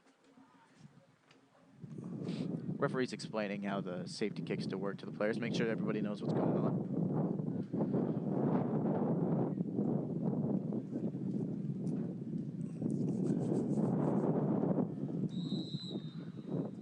Just getting set up here. They are going to kick it away at the 20-yard line, away from the usual 30-yard line. Or 35. I'm pretty sure it's 30. 30. So here comes the kick. It's going to be a little bit of a squib kick here. Oh, and they muff the kickoff return, but they do recover it. Big time break for Garden City to be able to get on top of that. Could have really been a huge turn of events right there if they would have muffed the kick right there. Kind of looked like it was, I got it, no, yeah, I got it, I got it, yep. no, you got it, who's got it? Nobody, the ground had it. Exactly. First and 10 for the Broncbusters, 45. So Garden City Broncbusters are coming back on the field. They got about 55 yards to go towards the end zone. Definitely enough time with about 43 seconds left to able to get at least into field goal range. So we'll see what Garden City does. Got 4 wideouts. Here comes the snap. They're going to pass towards, oh, they're going to fake to the right side. Oh, and he's got an open man wide open down the field. That's going to be a touchdown for Garden City. He was wide open on that play. Big time fail of coverage right there. I think they were expecting a short pass of zone, and the guy kind of faked the route and broke out towards the outside, and he was wide open. And just like that, the Broncbusters back in this game, yep, leading the game now. 28-27 is the score with the extra point still to go. A safety's just a bad omen, Austin. It really is. Like, I can't think the last time I saw a football game where a team gave up a safety and won the game. I can't recall either, but then again, I don't really remember too many games with safeties in them that I remember who won the game or not. But usually it is a huge momentum shift for the team getting the safety and getting the 2 points. So this is going to be interesting to see how the Tritons come out in this drive. I really hope and I really expect the Tritons are just going to take the ball and maybe just nail the ball and get into halftime locker go room into halftime. They've already make some adjustments. The momentum has already switched to Garden City right now, and I don't think they're going to try to do anything too cute or anything. So I think they're just going to go to halftime, adjust, and come back in the second half and see what they can do. Think about that, Austin, on that last drive for Iowa Central where everything kind of went wrong. It was a disaster. A 9-point swing when you add the safety to the ensuing touchdown. Yep. You know, otherwise Iowa Central runs the clock out. We go to halftime at 27-20. Yeah. Now we're going to go to halftime probably down 29-27. Yeah, it's a whole different ball game with that interesting turn of events in such a short time, and the game can just shift just like that. And Garden City setting up for the kick, and they have a very interesting way of kicking the ball off. You know, the kicker doesn't have a very long run up, and he can actually kick the ball pretty far without running up. And I think they try to, you know, catch some people off guards with their kickoffs. I think they try to maybe cause some confusion. Squib kick it and then big kick it sometimes. So they try to do some things. I think also too it gives them a chance to, you know, maybe run down and make a big hit in the return game and possibly cause a turnover. Yeah, and potentially maybe even throwing in an onside kick there if they need to try to catch them off guard. Probably don't include that too much, but always have that option with that type of setup. So that is going to be first down and 10. The ball is going to be on their own 25-yard line here. They got 3 receivers out, 33 seconds to go. They're just going to run the ball up the middle. It's going to be good for about 4 yards there. It's going to bring up second down. 25 seconds to go with the clock still running. The ball carrier, Jair Jones, will tackle for Garden City. Looks like Iowa Central is probably just going to run the ball, just give them a chance in case something does break out to maybe put some points on the board. Yeah, they don't even have to snap it here. They're going to run the ball up the middle again. It looks like they are enough for a first down. It looks like a timeout was called. Not sure on which side. Timeout, Iowa Central. That's their second charge timeout of the half.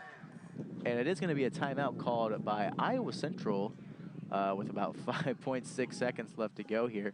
27-29 is still the score. And it looks like they might I mean, they have a little bit of a room here. I think they're going to take some sort of shot down the field. They might just throw a Hail Mary. They can't. Well, I mean, it would be a 60-something yard Hail Mary against the wind. I don't think they can throw it down the field. Maybe they take a shot somewhere on a long out route and down the field to see if maybe they can get in field goal range, because they do have one more timeout. Yeah, I think an out route to try to get a field goal might be out of the question, though. I mean, if they it's going to have to be a huge, long field goal if they're going to be able to get that with 5 seconds to go.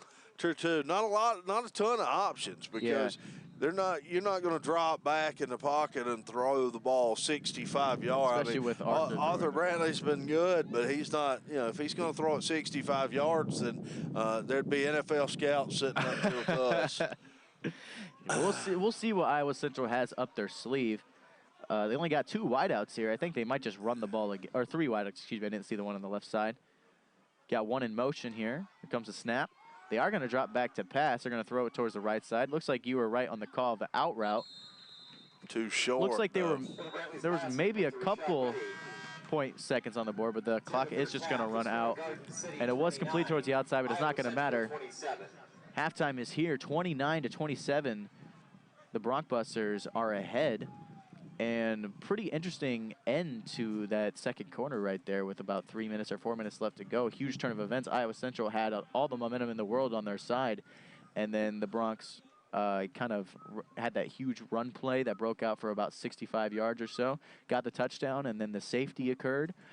And then Broncbusters were able to score again and made it 29-27. Yeah, pretty much disastrous for Iowa Central, especially that last sequence in the final 2 minutes of the half there, to where, you know, the play calling a little bit questionable there, and then they, instead of trying to grind the clock out, they try to make some plays there, can't, and then get the safety, and then on the ensuing kickoff give up a touchdown. So now they find themselves trailing after they really have kind of, I don't want to say dominated the game up to that point, but have controlled the game. Yeah, they definitely had control. It definitely seemed like they had the momentum on their side big time. And the defense seemed like they were playing well. The offense was clicking big time. Arthur Brantley has had a really good game so far with 4 touchdown passes on the day, and a big time play from the receivers as well. Yeah, absolutely. He's played very well as Arthur Brantley, as well as we've seen him play all year. Yeah, for sure. And receivers are making some big plays. Let's see if they can kind of continue that here now. Yeah. The question is going to be now, can they answer the call? Yeah, and we're going to see if Arthur Brantley can really keep up with the performance that he's had. I'm sure there's still lots of question marks, like, is this just Garden City adjusting because they weren't expecting Arthur to throw this much? Are they going to adjust to the pass more, make it tougher for him, throwing some different coverages out there? Or is Arthur Brantley going to have this much success in the second half? I expect a little bit of a decline here. And they haven't gotten any pressure on him. Yeah. Think about that. They've not gotten any pressure on him. Are they going to dial up the pressure a little bit? I think we may see that in the second half. Yeah, and you really haven't seen much running from Arthur Brantley at all either. No, I mean, just maybe not near as much as we've come to expect. I can't even recall one time he actually did run the ball. So, I mean, pretty straightforward with Arthur Brantley throwing the ball here. Dr. Dan Kinney.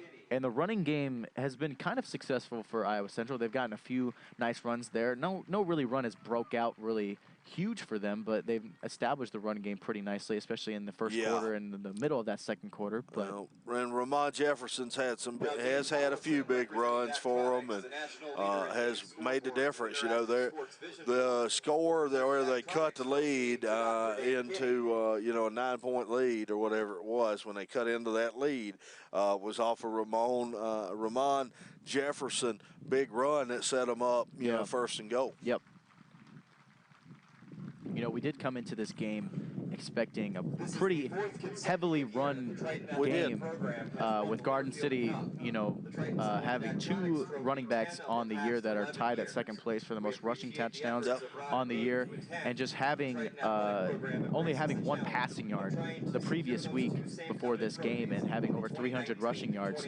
And it seems like Garden City has really adjusted to that and understands that Iowa Central knows what they're going to do, and they've thrown in the passing game, and they've been pretty successful, I should say. Yeah, and Iowa Central's been able to mix it up offensively too.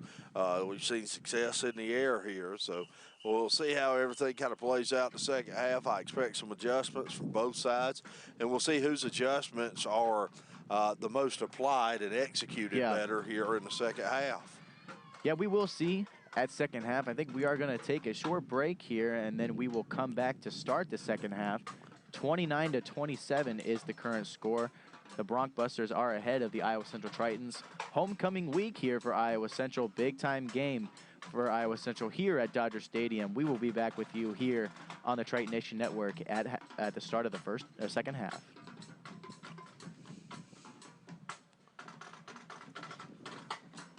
Are we going to break the whole rest of the half? Okay. Okay, so like 5 minutes till the start of the half? Yeah,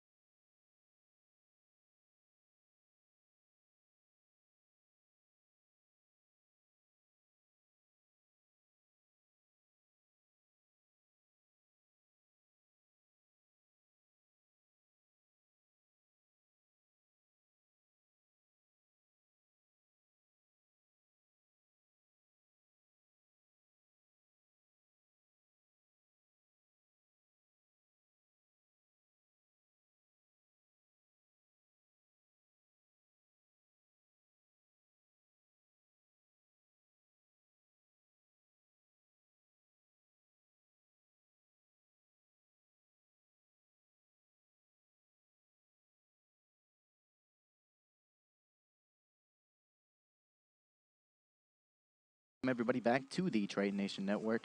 I am Austin Hansen alongside Rob Jones. Rob, we're just about 4 minutes away to start the second half. 29-27 is the current score. Unfortunate set of circumstances for the Iowa Central Tritons. Lost that big-time 2-score lead. Yeah, they did. You know, kind of had a snafu or two there at the end of the first half, and kind of a disastrous drive that resulted in a safety and then a ensuing score for Garden City that now sees the Tritons trailing here at halftime, and it's going to be gut check time in the second half. We'll see if they're able to respond. Yeah, we'll see how Iowa Central adjust. You know, they shouldn't have to adjust so much on the offensive side. The offense has played pretty well here today. Arthur Brantley with 4 touchdown passes on the day so far.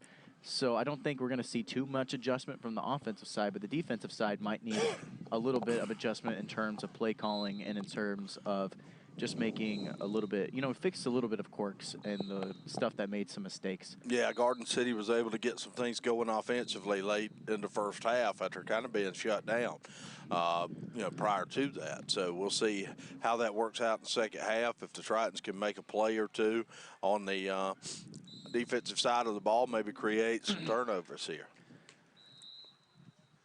You know, the run game is a big aspect of Garden City's game. You know, they love to run the ball. They love to play smash mouth football. But, you know, on the offensive side for Garden City, we kind of seen some unexpected type of play calls than we thought we were going to see. We've seen a lot more passing plays from Garden City here. I think they've tried to open up the passing game and make it available. They still, you know, their primary focus is still to run the ball, but that passing game has been successful enough to open up some areas. Well, and credit them, you know, because early in the game, the run game was kind of stopped, and now they've been able to kind of open up in the pass game, so credit them for making adjustments there.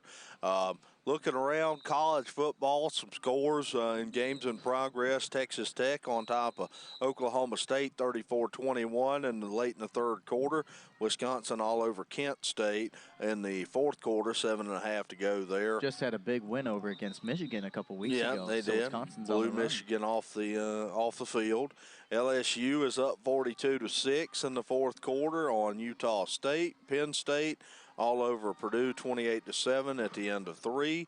The Iowa Hawkeyes in trouble in the fourth quarter, down 10-3 at Michigan with 12:50 to play in the ball game. Really low-scoring game there. Yeah, it is. Been a defensive struggle. Of course, you know, Iowa's never been accused of being overly aggressive on the offensive end. They're kind of conservative, so yeah. Plays into that. Oklahoma's all over Kansas, 28-7 early in the third quarter. Those are games in progress, scores from that. And, of course, coming up at 2:30 Central, Auburn is at Florida. And that's a big game nationally there. Should be a great game. Battle of 2 top 10 teams. Yep. When do my Iowa State Cyclones play? Do you have any information about that? They play. I think they're playing right now. I thought they were. I'm pretty sure they're playing against score TCU. On that. Give me a second, and I'll see what I can find out here. This may just be the ranked teams, but let me see what I can find out. I believe TCU is in progress. It makes me sad to hear it's Iowa just State. the ranked teams that you're looking up. All right, my Iowa State Cyclones have had a rough season so far. The Cyclones last week just couldn't get it done against Baylor. Really kind of, didn't come to life until the fourth quarter and made a nice valiant comeback. Just couldn't get it to fall their way in the fourth quarter of that game. Iowa State is up 7-3 early in the second quarter, 12 minutes to play. That game at Jack Trice in Ames. They're leading TCU 7-3, and Iowa State on defense as TCU pinned back. So that's scores of games in progress for you. I'll take any lead I can get for Iowa State so far. So I'm happy to hear that. Big game for them today. They need to get a W today. They need to get back on track. Still have Oklahoma and Texas coming up, so need to win this one today. So we're just about to get the second half underway. I should mention that the rain has stopped here today, thankfully. The wind is still a little bit into factor here. It's not too high of a wind, but it definitely, you can still feel it of the impact, so it'll still play a big part of the game. And, it stopped raining for a while now, so I think the field might be a little bit dry out there, so it should be a little bit coming into play towards the second half. Here's the kickoff. Here's the return here. It's cutting up towards the left side. Gets to about the 30, pushes upfield, and gets to about the 34-yard line. Garden City going to set up shop with a first down on their own 34-yard line. Reggie Hughes with the tackle for the Tritons. And we'll see how Garden City comes out here in their first drive. Let's see if they're going to, you know, with their run game being so successful towards the end of that second quarter, we'll see how they come out of the gate and see if they're going to try to pound the football and see if they're going to run the ball. Yeah, we'll see what the play calling brings for them. They have had success in the passing game, so we'll see if that continues here today. Here comes the snap. Runs the ball up the middle, gets a pretty nice gain. It's going to be good for about 3 or 4 yards. Take his ball carrier.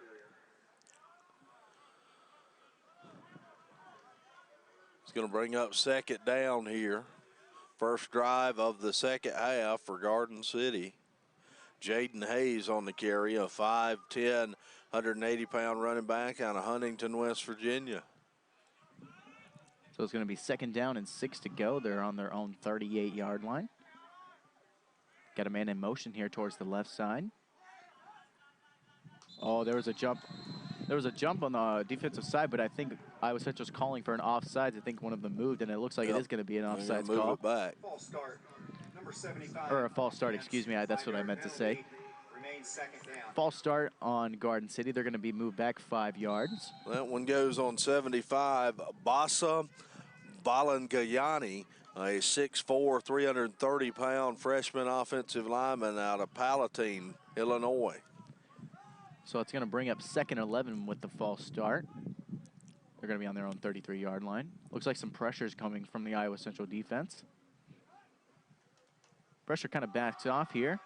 They're going to hand the ball off towards the left side. Looks like he may have got enough for the first down. We'll wait for the referee. It's going to be a little short. Looks like he did step out a little bit before the first down marker. It's going to bring up around 3rd and 3, it looks like.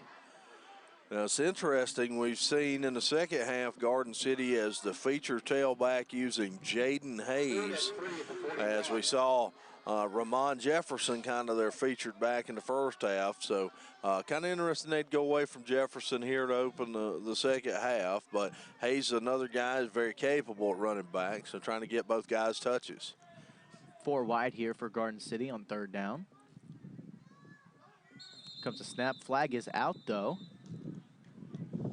We'll wait for the official call from the ref. Delay game. It's actually going to be a delay of game on Garden City. That's going to move them back 5 more yards here.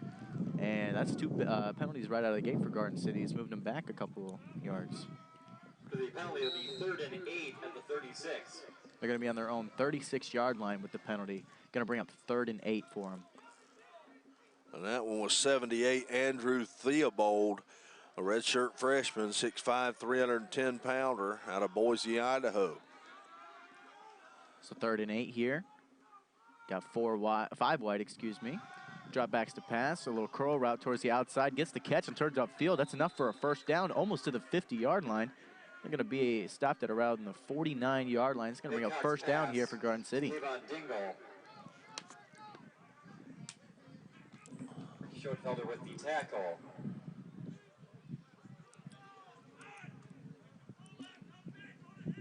First and 10 for the Rockbusters at their own 49. Got about 13 minutes left to go here in this 3rd quarter. Still a lot of football to be played. 29-27 is the score currently.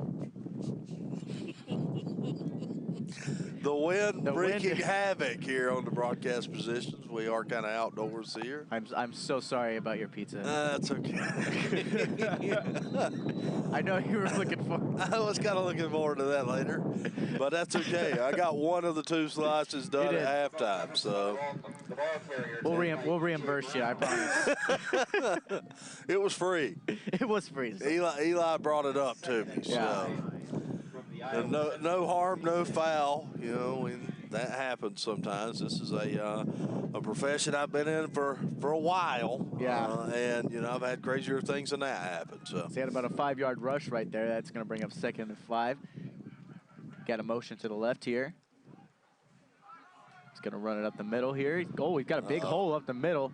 Breaks one tackle. He's going to get loose towards the outside, towards the right side. I don't think anybody's going to catch him. That's going to be a touchdown for Garden City. That's Ramon Jefferson for a big carry there for a touchdown there for Garden City. That's going to make the score 35-27 with the extra point still on the way. That was a big-time play from Garden City to run it straight up the middle and able to broke that one tackle. If he didn't break that tackle, and he wasn't able to get loose out there. So big-time play from the running back for Garden City. A big offensive line for Garden City trying to kind of, at this point, has kind of exerted their will against the Triton defense. So the extra point is up, and it is going to be good. That's going to make it 36-27. Two-possession game now for Iowa Central. Garden City drawing first blood here in this second half with a big run from Ramon Jefferson for a touchdown there. And we'll see, can Iowa Central, can they respond now? That's last two drives in a row for Garden City have resulted in touchdowns here. Our propel actually got knocked down too. Yeah, both of our everything items is going all over the place up here at this point. Yeah, the wind is picking up pretty greatly here. I think next home game we're gonna have to move back into press box. Depending on the weather, yeah, it seems a lot easier to have the setup a lot closer to the trailer, but you know we'll of course discuss it. You know, I've kind of noticed with this kickoff formation, I think they've kind of done this because of the wind. Yeah. You know, the wind being so high, I don't think they want to kick it as they normally do because that wind is just going to drop so back. they're kicking the pooch kick short here. Yeah, kind of a smart decision, I'd say, from Garden City. So we got about 11 minutes and 57 seconds left to go here in this third quarter. Still a lot of football left to be played. Both teams are still in it. Iowa Central just needs one big play to get right back into this game. Here's the kickoff. Fair catch called by Iowa Central. And with those kicks, you know, there can be a little bit of confusion on the return teams. You know, we've seen it a couple of times before. Yep. And I really think that's what Garden City's going for. They kick it in between two guys, see if there's some miscommunication, could recover off of a muffed. Yep, possibly. That, and also when you kick it short like that, you know, you don't give much of an opportunity for a return. Yeah. So we've seen that play a factor as well. So it looks like they're going to set up at around the 25-yard line here. Here comes a snap. It's an option play. They're going to give it off to the running back towards the left side. Nice spin move right there. It's going to get a nice gain right there. That's going to bring up probably 2nd and 3. Tackled by Ryan McClain.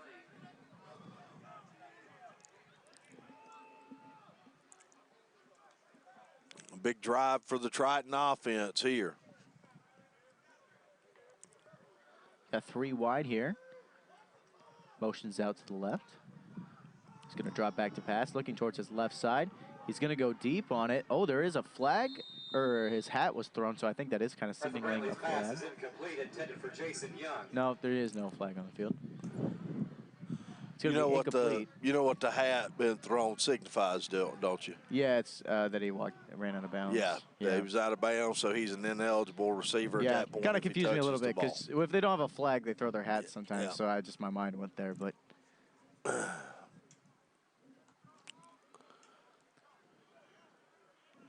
It's going to be 3rd down and 4 yards to go here. They're going to give the ball off. Doesn't look like he's going to go anywhere, though. That's going to bring up 4th down for Iowa Central with about 11 minutes and 10 seconds left to go. Looks like they're going to have to bring the punt formation on. And all the momentum in this game has clearly shifted to Garden City. We saw them kind of garner the momentum in the first half, but right now they have just kind of shown control of this game, taken control of this game, and are really in the driver's seat thus far here today. And you know, Rob, I think the sun is trying to come out on us here today. You see a little bit of sunshine. Its way out finally. Short punt here. Oh, it almost hit one of the Iowa Central punting unit. And they're going to catch the ball at around Garden City's own 38-yard line. Down at the Garden City 38 for the 1st and 10 run busters. It's a big drive right here for Iowa Central. They really need a stop here because if Garden City even gets a field goal or another touchdown, it's going to start getting to that point where it could be out of reach for Iowa Central. It'll start to snowball a little bit at that point. So we'll see what Garden City comes out and does. I'm really expecting them to run the ball a lot more with the amount of success and then be able to break out for big-time runs they've have here today. Comes a snap. They're going to pass it out to the left side off a little bubble screen. Breaks one tackle. Nice hit right there, but he's going to get enough for the first down. Nice gain right there, just about at the 50-yard line. Cox pass complete to Trayvon Johnson. Trayvon Johnson, the catch for the first down there, the sophomore receiver out of St. Petersburg, Florida. Taken down on the play by Triton linebacker Rocky Schoenfelter. So nice play right out of the gate. Nice little bubble screen, able to break loose and get a nice first down. 10 minutes to go here in this third quarter. Got two wideouts, one motioning across quarterback. Comes a snap. Gonna hand it off to the left side. Nice little stretch here. Finds some room. That's gonna be good for about 6 or 7 yards. That's gonna bring up second down here for Garden City. Garden City going back with Jaden Hayes now, so we're seeing a rotation between Hayes and Ramon Jefferson here. After Jefferson had that big 45-yard rushing touchdown on the last possession for Garden City. 2nd and 4 at the 44. 2nd and 4 here. Ball is on Iowa Central's 44-yard line. Got two receivers out to the right. Another motion here, looks kind of like the same play, but he's actually going to step back and go to the right side. And he's going to hand it off towards the left side. Looks like he's going to run up the middle and get enough for a first down. Gets a nice gain there. They're about at the 40-yard line. First down for Garden City. They're moving the football, getting a lot of push. If you notice, they're moving the point of attack by getting a push on the offensive line there. We talked about the size differential and just the sheer size, and you can see it watching this game here on our platform here on our network, that these guys are really about twice the size of the a lot bigger than the Triton defenders there. So it's going to bring up first down here. They're going to pass it towards the outside on a flat. Oh, he actually dropped the ball right there. I think it was a forward pass. They're going to call incomplete, and that's going to bring up second down. 2nd and 10 at the 40. When you look at that offensive front for Garden City, you see guys, you look in terms of size, you see guys that are Division I size guys. Andrew Theobald, the left tackle, is 6'5", 310, 77. Namata Decor, 6'4", 350. Basa Balangani, 6'4", 330. Michael Cannon, the other tackle, the right tackle, is 6'4", 350. So a bunch of big guys there. Motion out to the right. They're going to hand it off up the middle. And it looks like he's going to get maybe a yard on that run. Good stop by the Tritons. Going to bring up third down here for Garden City. Those are the kind of guys, you take them 4 or 5 guys to make, you'd spend a $100 bill at McDonald's with 4 or 5 of them guys. That's a lot of money. It is a lot of money for McDonald's, ain't it? But there's some big old boys. It's going to take a lot of money to feed them. Hoss up front. A bunch of big old hosses on that line. Third down and 9. They're on their Iowa Central's 39-yard line here. Comes a snap. They're going to drop back to pass. Always a little bit of a movement here. Haven't really seen much from the quarterback. Incomplete pass towards the right side. We haven't really seen him move around much in the pocket. He really hasn't had to. He hadn't had to. But nice, heads-up play right there to get around a little bit. He's got a very smooth throwing motion, but the Triton's going to get off the field here, so big stop. Can they do something with it offensively here? We'll see. Yeah, nice series of events. The defense able to step up, so they're going to get the ball back here, and big drive right here. If they get a touchdown, they're right back in it. Oh, flag on the play. We did throw out the flag. Might be a delay. Substitution. Substitution. 5-yard penalty, 4th down. There was a substitution infraction by Garden City. I think that's a 5-yard penalty. It's going to back them up a couple yards. Not really that big of a loss. They're going to punt the ball anyway. Broke the huddle with 12 guys there. Yeah. Rashad Whitty's going to be back, standing around his own 10 here to return it. So we'll see if Rashad Whitty can do anything on the return. Looks like Iowa Central's lined up in block formation. Interesting punt formation lined up here. Oh, got really close to blocking that one. He called for a fair catch, but he's not even going to attempt to catch the ball. Great punt, though. Wow. He punted that out of bounds. Looks like it's going to be at the 1-yard line. Big time punt. That was tremendous. Coffin corner punt there for Garden City's punter there. What a kick by him. That was tremendous. And you know, the Garden City player that was trying to catch the ball, he didn't even really need to catch it and step out at the 1. That ball was just going to fall out at the 1. That was a terrific punt. You can't get much better than that. So the Tritons will have to go 99 yards to score a touchdown on this drive here. They're in the shadow of their own goal line. Let's see how they react to it. Got 3 wideouts. Here's a snap. They're going to pass on 1st down. Oh, it looks like the pass was blocked a little bit by a lineman. That's going to make it real tough, not having a lot of room to pass here with those big people up front, not being able to see maybe over them as well. So we'll see how Arthur Brantley reacts. Yeah, absolutely. And, you know, Arthur Brantley, not the biggest guy in the world at the quarterback spot either. So that kind of plays a factor in that. So it's going to be 2nd down here at 10, still on their own 1-yard line. Here's the snap. They're going to hand the ball off towards the left side. Big time pile right there. He's not going to get much yards, maybe a yard on the carry. That's going to bring up 3rd down here for Iowa Central.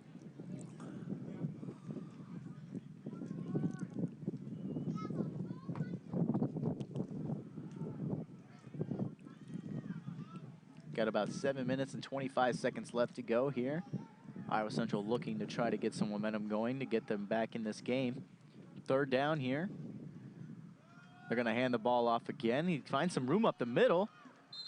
Gets a nice gain. That's going to be enough for a 1st down. Good job by Kurt Taylor. Kurt is shaking up on the play, though. Slow to get up, but he'll get up here.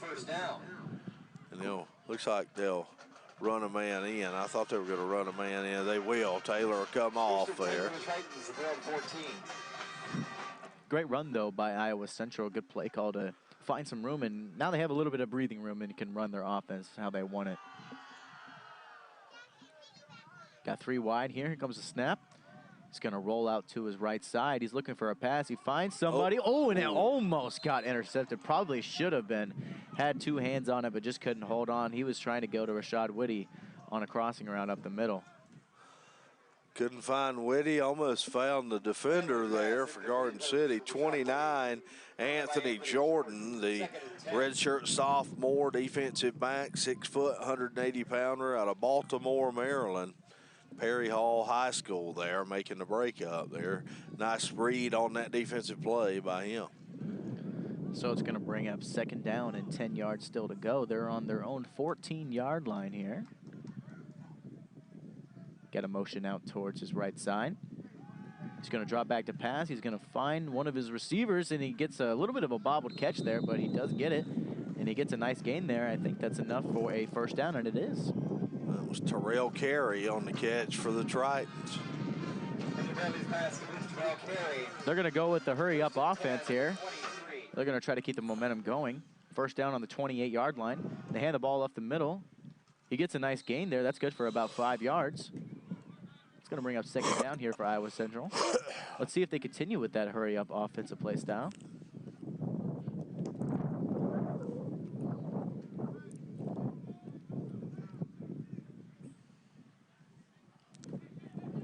Here comes a snap. 2nd down here. 4 to go. They hand the ball off towards the left side. They get a lot of room on the outside. Great gain right there. That's well enough for a 1st down. Yeah, good stretch play there. Counter to the outside. Jatovia Hill on the carry for the Tritons there. And Triton's trying to drive here. They're trying to keep the momentum going. They're using that hurry up. They're on the 45-yard. They're still their own 45-yard line. Looking to get a play adjustment here.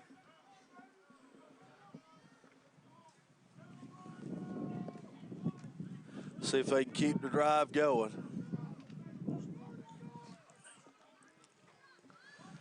Got a motion towards the left side. Here's a snap. Oh, he's going to fake the handoff. It was actually an option play. Oh, and he got hit as he threw it. Weird set of plays right there. Yeah, There is a kind of losing the handle too. Yeah. A little play action RPO right there. Didn't have really the room there, and Brantley couldn't really field the snap there off of the give, the fake on the give either. So a little bit of trouble getting that one going. Not much going at all in that play, but that play is designed to draw the defense toward the run action, and then let the quarterback make the read on the outside linebacker there. So the clock is stopped at 5 minutes and 23 seconds with that incomplete pass. 36-27 is still the score. Garden City is on top. Number 9. And the flag on the field is going to be holding on the offense. So that's going to move them back about 10 yards here. So that puts them in an unfortunate set of circumstances here. Going to have a lot more to go here to get the first down.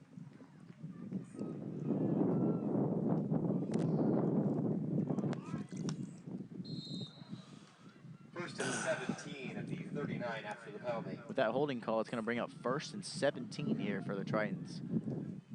Comes a snap. It's going to drop back to pass. Throws it towards his left side. A little dump pass there. Nice hit right there after the catch. Really no gain on the play there. Bringing the heat there on the outside. The corner came up, read that one all the way, and Hill paid the price on the catch there. Credit to him for hanging on the football, but that was a big-time hit.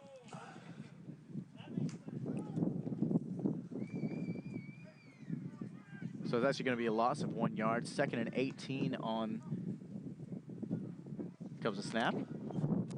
They're going to use an option play here. Arthur's going to keep it. Nice little shifty move there. Nice spin move. He's going to get a nice little gain there. He's still going to be short of the first down. It's going to bring up 3rd down. But it's going to make 3rd down manageable there, so that's what's important. It puts you in 3rd and manageable instead of 3rd and long situation. So it's going to be 3rd and 10 for Iowa Central here. They're on their 46-yard line. Big 3rd down coming up for the Triton offense here. He's going to drop back to pass. He's rolling out, throws it to the side. Gets a nice little gain there. Pick up a 4 to the 50. Brantley's pass complete to Kurt Taylor. Tackled by Ryan McClain. And it's going to bring up 4th down. 4th and 6 at midfield. It's going to bring up 4th down. 4th down and 6. The punting unit is on the field. Iowa Central about to punt the ball away at around their own 50 or the 50-yard line.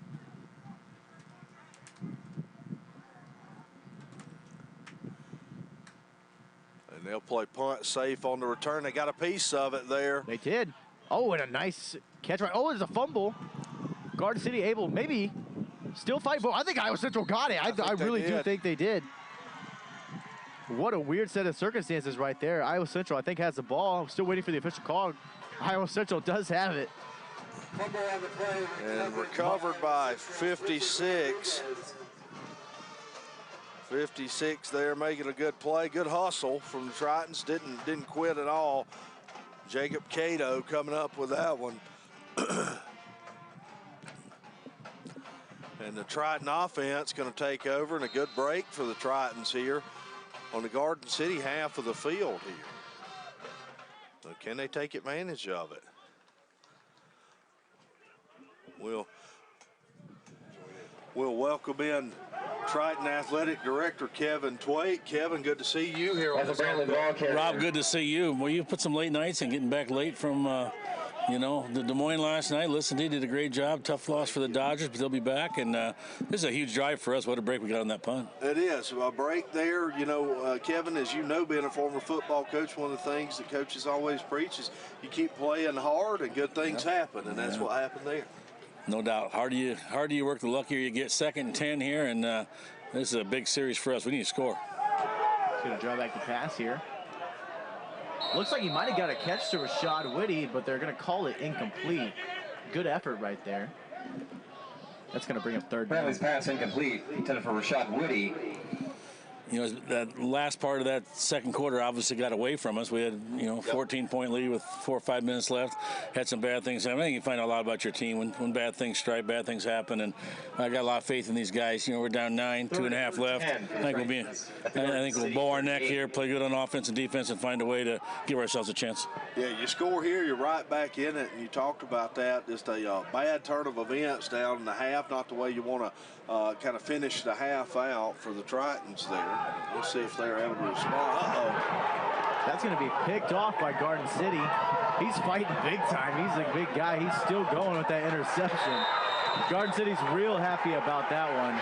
That's probably a guy on Garden City that doesn't get a lot of interceptions. Yeah, probably his first one on the big man. Looking like a dancing bear a little bit there. Nice feet work out there for Sam Moala, the defensive end, redshirt sophomore, 6'3", 255-pounder out of Reno, Nevada there. Drop back in coverage there, dropping the lineman in coverage. Kevin, that's something that we've seen more and more in this day and time. All the zone blitzing, what you're trying to do is bring people from where they're not expecting, but to do that, you've got to have a D end or sometimes a D tackle drop in coverage. It's unorthodox, but it does mess up the quarterback sometimes. I think it messed up Arthur right there. Yeah, I think so. Kind of covered the lane there, and Sam Moala makes a big play, and Tritons can't capitalize on the good field position. Garden City's got the ball here. They're going to hand it off up the middle. Gets about 2 or 1 yard on the play. That's going to bring up 2nd down. Guys, I think this is really critical for the Tritons here to hold them to 3. I mean, if he's 0 or 3, if they get a touchdown here, I think it's going to be tough. I think so too, Kevin. I think you're right. If they score a touchdown here, they go up 16. You've got to score twice and get a 2-point conversion each time at that point. So big critical drive here, probably the biggest, most pivotal drive defensively for Iowa Central. Some motion here towards the left side. Because the snap, they're going to hand it off to the left side. Big time play right there to break that offensive line and get a stop in the backfield. That's a loss of about 3 yards right there. Yeah, we've talked about Marquise Burks all day. Makes another big play out of that defensive tackle spot.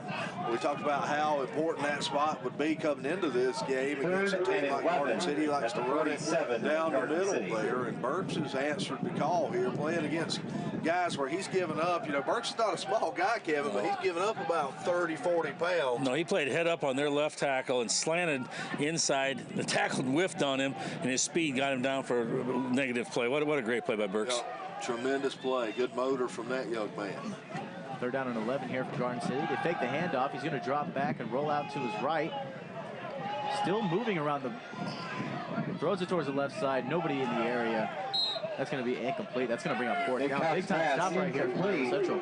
Probably a great choice by that quarterback. Actually, they had 3 out in the cover. They had 3 in the pattern. We had 2 guys on everybody, and sometimes as a quarterback, the best play you make is the one you don't try and make. And he just threw it out of bounds and lived to play another day. They're going to punt the ball, and great job by the Triton defense after the interception by Arthur. And we'll get that ball back so we can't go down and get one in the barn. Yeah, see what we can do there. You throw it away and go on to the next play, and that was a pretty good decision from Nate Cox, the Garden City quarterback. Rashad Whitty will stand back around his own 10 to return the punt here. That's a movement. Yeah, nice punt right there. He's just going to let that one bounce. It's going to bounce just around just before it hits the end zone. That's another great punt from Garden City. They've really been on. Tremendous job in the special teams for Garden City. They've been able to flip the field.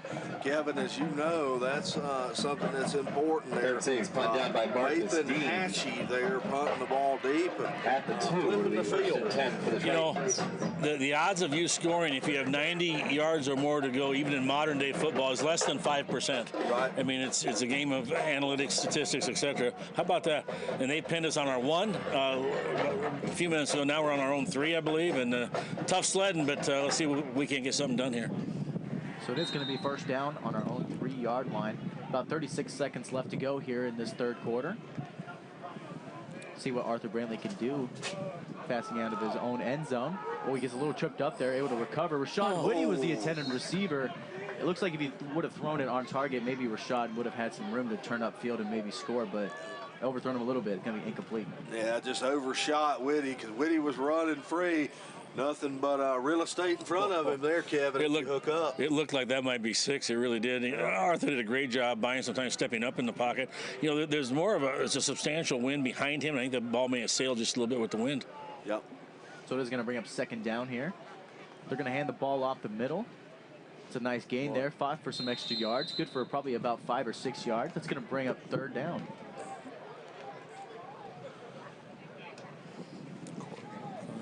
And we'll get to the end of the third quarter here. Let's see if they run another play or if they just go into the quarter break here. Looks like they're going to run one more play here.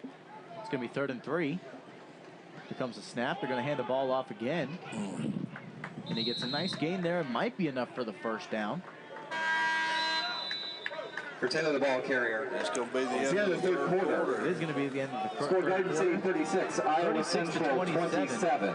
Garden City still is on top. We still have one more quarter of football to play. 15 minutes still to go. Still a lot of time and some opportunity for the Tritons to get something going and get right back into the team. A lot of time here, no reason to panic. You know, you're only down 9. You know, a couple of drives here, you get things going, you get a stop defensively, you're right here to get a score and a stop and in possession. Kevin, being a former coach, going into the fourth quarter down 9, what's the message you think Coach Montalto has for the team on the sideline there? I think it's the same message that you talk about in your off-season drills, all winter long, spring practice. It's a 3-hour deal. It's a 60-minute game. It's not 3 quarters. It's not 2.5 hours. It's 3 hours, and it's 60 minutes, and let's finish and give ourselves an opportunity. And I have a lot of faith in our guys. You had a good point, Rob, earlier about the special teams. You talk about Garden City, pinning us deep. That kickoff return they had for a touchdown. I mean, they've really not only flipped the field, but put points on the scoreboard. And us we snapped the ball over our punter's head for a safety. I mean, there's some critical things that have happened, and in big games, you got to try and win the special teams. So hopefully, fourth quarter, we'll get back on track. Yeah, no doubt that they have won that phase of the football game here. 3 phases to the game: offense, defense, and special teams. They've won the special teams phase. So with it being 4th and 3, they are going to punt it away, standing in their own end zone. Took a little bit of time to get the hold of that ball. Punt's going to bounce around a little bit. They're going to set up shop at Iowa Central's own 41 or 42-yard line. Pretty good field position so far right now for Garden City. There we go, Kevin. We talk about flipping the field, and Garden City going to set up a good position here. Yeah, and you know, one thing, we'll be going into about a 10 to 12 mile an hour headwind in the fourth quarter. Garden will have the wind at their back, but this is once again, I think it's really critical right here. Our defense holding a 0 or 3. I mean, 3 would not be in the world by any means. A touchdown here would be tough, but I got faith in the blue shirts. I think we're going to be all right. Let's see if they can step it up and make a play here. Garden City's going to set up at the 42-yard line. First down and 10 yards. Comes a snap. Going to hand the ball off here to the left side. Iowa Central's all over him, though. He's still going to get a gain for about 2 yards. Pulled the defense a little bit right there. Yeah, and they've went back to Ramon Jefferson as the primary ball carrier for Garden City. We've seen the rotation between them and Jaden Hayes there. Kalen Burke making a play for the Triton defense out of that defensive line spot. Defense is going to have to step up. Gut check time here. Defense, Kevin. Well, it'd be really, really big to hold them to 0 or 3 here, and you can give us 2 touchdowns, still win the game. Turnover right here would be awful good, boys. Oh, yeah. Yeah. So here comes the snap. Pistol formation here. They're going to hand the ball off again. It's actually going to be a flea flicker here. They're going to go deep. He might have some room. 3 defenders all around him. Just overthrew him a little bit on that play. I think he had the defensive ball at his feet, but there was 3 on him, but I think he's going to caught that tendon. I believe so, too. They were looking for M.J. Link down the seam of the field. They had it. So number 85 offense. 10-yard penalty from the previous spot. There is going to be a flag on the play. Replay second down. It's going to be holding on the offense. Even if that pass would have connected for a touchdown, would have been called back anyway. Boys, it turned out to be a nice day here this afternoon, if you really think about it. I mean, pregame warm, a little spit, and then first quarter. From the first quarter on, she's been beautiful football with her. Yeah, it started out Maybe. like we're going to have to strap in. Maybe not so much up here with the 10. The On the winds field, played, yeah. played a little havoc. First and 18, second and 18 at Hold midfield. was against 85, Jahil Hill, the tight end, a freshman, 6'6", 240 out of Phoenix, Arizona. So it's going to be first down and 18 yards to go with the penalty. Option play here. He's going to run, get to about the 40-yard line. That's the first time today, Austin, we've seen Nate Cox tuck it and run for the first time. Nice little option play there. Haven't seen much option play out of Garden City. You know, Kevin, for a guy that's 6'9", 250 pounds, he can move around. He can really move. He's a heck of an athlete. He looks like a big old power forward in basketball. I mean, a big time athlete. Yeah, he sure does. This is a big play. We got 3rd and 8 here, and they're on our 40-yard line. If we could somehow force them to punt the thing, I think they'll punt from this part of the field. That'd be huge not to give up any. And then big play right here for the Triton D. Get off the field. You got get that ball back to that offense. 3rd and 8 here. Oh, whistle is called. Timeout. It's going to be a timeout called here. Timeout, Garden City. Garden City calls That's a their timeout. first charge timeout. They want to think of the about half. this play here. If they don't get the first down here on 3rd down, they're going to have to punt it away again. And they really do want to score again. I know they have the lead, but they really want to put a staple into this game with another score. On this 3rd and 8, Kevin, you being a former coach, if you're Garden City, what do you think Garden City's talking about here? What are they looking for on this 3rd down? Well, early in the ball game, they were hitting some curls at about 12 yards on some critical 3rd down plays. I don't know, though, with us, it appears that Garden City's defense to me is playing much better than did the first half. We're struggling just a little bit. I would not shock me at all to play it close the best, run a zone read play just like they ran the play before, and either give it or have that big rascal keep it, and then if they get to 4th and 1 or 2, go for it or just punt the ball. I think right now, over the years, Garden City's defense has been very, very strong, and I think they're getting that feeling they got their moxie back today, because we shell shocked them early hard, but we've not done that since. So I'd be expecting either a 12-yard curl out here, the wide field by the wide out, or just a zone read. Yeah, they made some good adjustments defensively to Garden City, and Iowa Central hasn't scored since about 5 minutes to play in the 2nd quarter. So 3rd down and 8 here. He's going to drop back and roll out to his right on the curl leg. Throws it towards the sideline. Yeah. Good defense right there by Iowa Central. That's going to bring up 4th down. Good stop from Iowa Central. Well defended. They had the outside man on a 12-yard curl route, and great job by the corner breaking on the ball, coming in and getting and staying off his back, but getting his right hand in there, knocking that ball away. That was a huge play. 14, all Trail Durr knocking that one away, going to bring up 4th down, and a big 4th down upcoming here. As the Iowa Central going to get the ball back. Let's see if the wind's wreaking havoc here. Let's see how that plays into the punt. Rashad Whitty's going to stand back at his own 10 to return it here. Let's see if they give Rashad something to return here. Maybe get a big play in the special teams for the Tritons. Let's see if we get this ball maybe outside of our 5-yard line. And we are going to get it outside the 5-yard line. It's going to be a touchback. I thought we were going to see another coffin corner punt. It was looking that way. Boys, that one was close because that ball was going sideways. I thought, sure to goodness, it's going to scoot out straight right on about the 2-yard line, but thank goodness it goes in. And now we got a much shorter field, ball on the 25. And I've got X'd out to take care of a few AD things, but I really appreciate you men and the job you guys do on our stream, and it means a lot to our program. And want to thank both of you for your time, commitment, and enthusiasm for Triton Athletics. So thanks so much, guys. And we appreciate you, Kevin Tway. We know you've got a lot going on with the Hall of Fame dinner here coming up tonight and everything that goes along with that and with homecoming here. If we don't get blown away first, Austin Johansson trying to finish it up, we'd like to thank Kevin Tway for coming by and visiting. Always good to visit with the former head coach here at Iowa Central and the current athletic director, Kevin Tway. Just a first-class guy and a guy who knows a little something about this game, too. Yeah, definitely passionate more than anybody, I think, here on campus. Arthur Brantley is moving around the pocket here. He escapes towards his right. He's going to tuck in and run, but he gets met right away by a Garden City defender. No gain on the play. That's going to bring up 2nd down. On the carry. We like like having Kevin check in with us. That was a nice visit. Glad to have him. Of course, the big Hall of Fame induction ceremony at 5 o'clock here on campus over at Iowa Central and It's going to be Cafe. streaming on Triton Nation as well. There you go. So make sure you tune into that after this football game.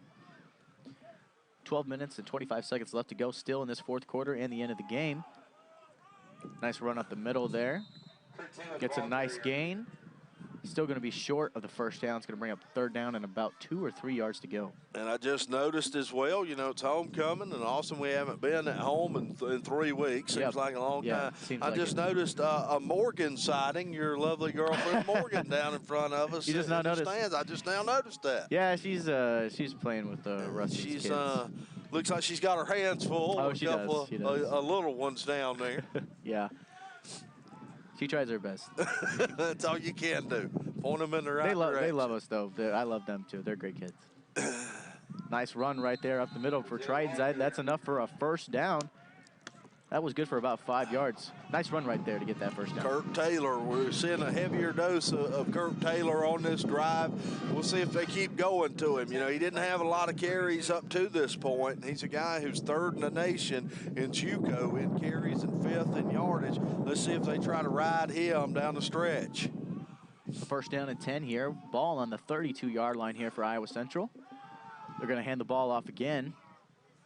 And that's good for about 2 or 3 yards. That's Kurt Taylor on the run. He'll bring up second down.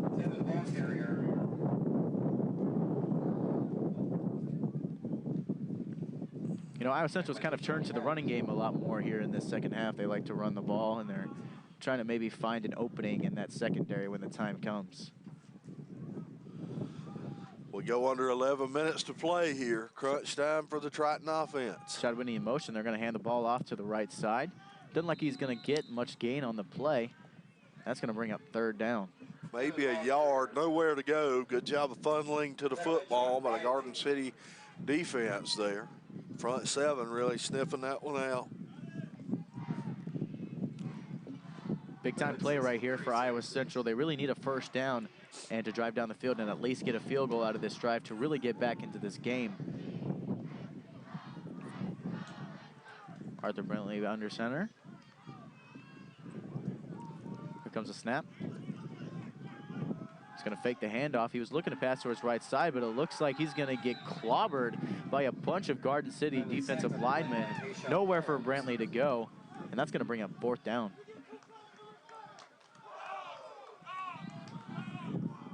Garden City, their defense answers the call now, so we'll punt it away on a 3 and out here for Iowa Central. You know, Iowa Central really needs to score to get back in this game, but right here, you really can only punt in this situation. Oh, yeah, in this situation, you've got 9:45, you got to punt and try to get a stop. You know, you want a 3 and out stop, so no more of the clock is burnt than possible here. Yeah. If I'm Garden City, offensively, on this punt, I'm looking, I'm telling my punt returner, if there's anybody even close, if you're even in doubt, just, fair catch it or get out of the way of it, let it roll. It doesn't matter. Just do not turn the ball over right here. Yeah, for sure. And I'm telling my offense, hey, let's run the ball downhill. Let's chew up some clock. We got a 9-point lead, 2 possessions. And the way our defense is playing, let's put it on their back because they've played really, really well since kind of getting torched in the first half. So we're just about to punt it away here. 4th and 11. Comes a snap, low snap, but it's able to get a hold of it. Nice punt there. Might have been a block in the back right there. Yep, Nobody's going to catch too. it. And they're going to pick up the ball at around, seems like the 38-yard line. And actually just got an update from the Michigan-Iowa game. Michigan does take the victory over Iowa. It was still the same score, 10-3, as you mentioned there at halftime. A good old defensive slobber knocker in Ann Arbor. The 36-27 still is a score. Garden City looking to maybe put some more points on the board to try to pull away with this lead that they have right now. Iowa Central looking to get a 3 and out or a big stop here to try to turn the momentum.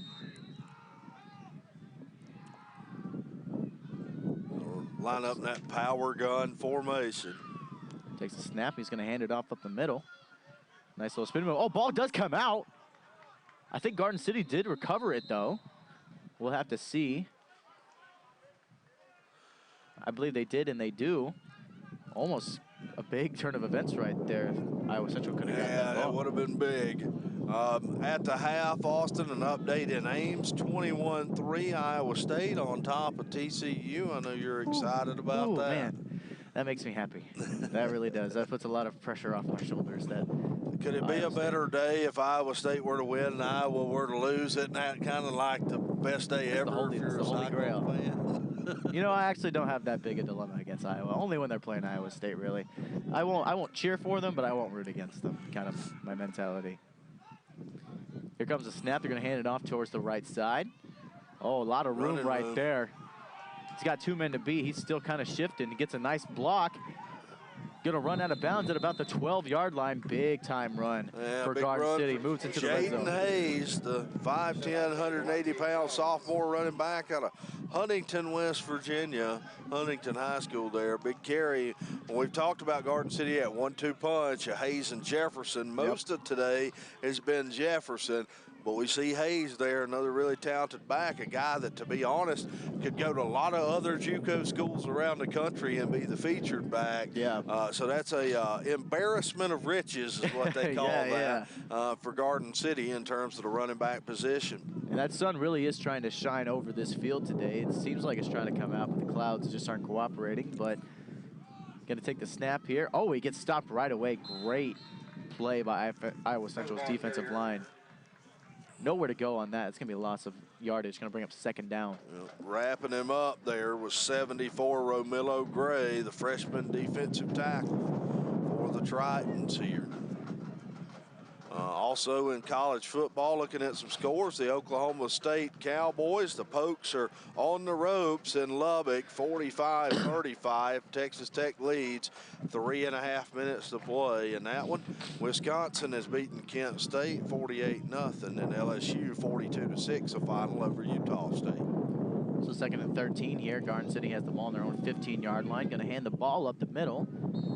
Gets good for about 5 or so yards, but that's going to bring up third down here. I think Iowa Central really just wants to stop him here and hold him to a field goal. I think so, and I do not think you'll see Garden City throw the football again in this game here. I think they're going to ground and pound it out and let their defense play and play it conservative here. And with the kind of running backs they have, you know, you keep giving it to them. They're going to break them free here and there, and they have today. And that's going to bring up third down here, and I would be shocked if they put the ball in the air here. I would expect them to go right back up the middle. Me too. 4 wide for Garden City here. A little bit of motion.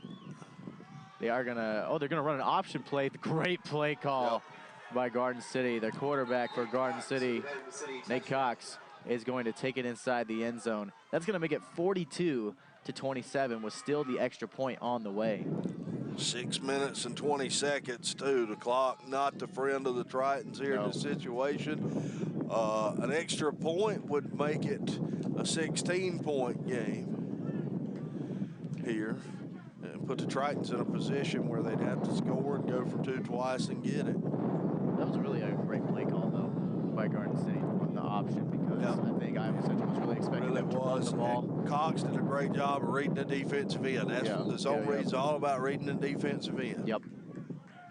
So with the extra point up and good, that's going to make it 43-27. The Bronc-Busters are ahead of the Tritons. It's really starting to come down to Iowa Central really needs to score off this drive, and they really need to score off of every possession that they have right now, or else they're not really going to be able to get back into this game. Oh, yeah. This next possession is a must score. You don't score on this next possession, and that's pretty much going to be it, because Garden City's going to grind it out. You know they're just going to run the ball. Yeah. There's no way they're going to pass. So we got 6 minutes and 20 seconds left to go. Tritons are looking for an opportunity here. It's a 16-point deficit. You know, if they do score, you got to think that they might go for that 2-point conversion, because if they do score again. Oh, they have to go for the 2-point conversion. You have to. Yeah. You're down 16, you've got to go for that 2-point conversion. So, but let's let's see. Let's get in the end zone. Then Yeah, right. We'll worry about that later. We'll cross that bridge when we get there, as they say. Just a lot of work still to be put in to this game to be able to get back. Speaking of work, the offensive line unit for Garden City right down in front of us, and those young men have put in some work. They've paved the road in this second half here. They're going to hold on to that football because that wind is being not cooperative today, and it's knocking it off the football tee. Nice little line drive kick here. They're just going to let that one bounce out of bounds as a touchback. So they're going to set up shop at the 25-yard line here. Got 6 minutes and 20 seconds left to go, and Iowa Central really hoping to get something going here. Going to have to here. Crucial possession in this ball game. You know, a loss would not only knock Iowa Central down below the 500 mark, but it would be a loss on the homecoming. Certainly something that would put a big damper on otherwise a joyous occasion as well. So I want to take a second to congratulate all the inductees in the Iowa Central Hall of Fame today. That's going on at 5 o'clock. Triton Nation Network will have that ceremony. So they actually have the new quarterback here in the game. Arthur Brantley is not being taken out. And the first play of the game is passed over the middle and gets a really nice gain. That's a big gain up to about the 44-yard line. Great job right there. DJ Irons has returned. We're seeing DJ here, and I guess this is a last-ditch effort to trying to get on the board, trying to get something going. DJ returning a little earlier than what we expected him to return. We're expecting next week. Yeah, we were not expecting DJ Irons to be back into this game today. I was expecting next week, but I think they said, you know what, they probably at the beginning of the game were saying, you know what, Arthur Brantley, we'll give him a chance. DJ's not 100%. Let's see how he plays. But with the game being in must-score situation, they're going to throw in DJ Irons and see what he can do. And I think it could have been a situation where DJ told him, look, I'm ready to go. Right. DJ steps up in the pocket. He's going to get wrapped up. Oh. He's going to be able to get that ball off, though. Nice work. And threw it in the area of a receiver. It's going to be incomplete, though. It concerns you when you see DJ get wrapped up like that because of that high ankle sprain he's been out with. Third down and 3. Excuse me. So it's going to bring down a 3rd and 3 here for Iowa Central. They're on Garden City's 37-yard line. We'll see if DJ's healthy enough maybe to some sort of zone read play here, or are they going to give it to Taylor? He's going to pass towards the outside. It's a complete, and it's going to be well enough for a first down. He gets carried out of bounds. Good play right there. Just a simple go out, stop, catch the pass, and get a first down. Terrell Carey on the catch and the first down. We go under 5.5 minutes to play here, and the Tritons trailing 43-27 to the 12th ranked team in all the land, Garden City.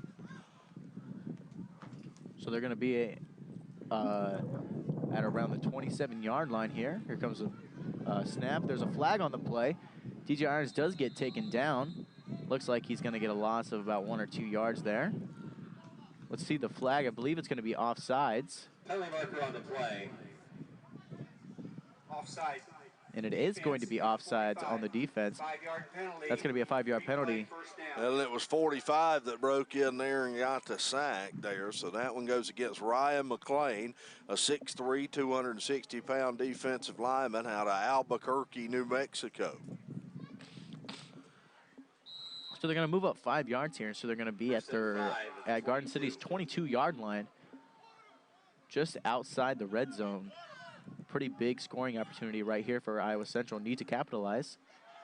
Here comes a snap. He's dropping back. He throws towards the end zone, but that is going to be picked off. Not on target with that pass, and Garden City gets the interception, and they're down at about the 5 or 6 yard line here. Pass intercepted by Adrian Hopper. Adrian Hopper makes the pick there, and that may have just sealed the deal for Garden City. Hopper, number 36, a redshirt freshman, defensive back, 6 foot, 180 pounds, out of Wichita South High School in Wichita, Kansas. So with that interception, Garden City's going to be on their own 7-yard line here, 1st and 10. With the score being 43-27, with the Broncos with possession of the ball here, you got to think that the Broncbusters are just going to run the ball here and try to run as much clock the as Tritons, possible. I would imagine, will use their timeouts at this possession here. Yeah. Here's the play. They're going to run the ball up the middle. Maybe good for about 2 or 3 yards. Oh, he's still fighting for the ball, actually. Maybe enough for 4 or 5 right there. Pretty good effort on that run. Jefferson on the carry. We've seen that Garden City has lived up to that billing of the 12th ranked team in the country here. They've got a talented football team, big, physical, and athletic, and they've added a little bit of a dimension of the passing game that we didn't see prior from them in the season, so that can only mean bad news for their future opponents. 2nd down and 6 here for Garden City. They're going to hand the ball off. Big time tackle right there. Didn't look like he's going to get any gain on the play right there. Looks like a timeout is called. That's going to stop the clock at 4 minutes and 6 seconds.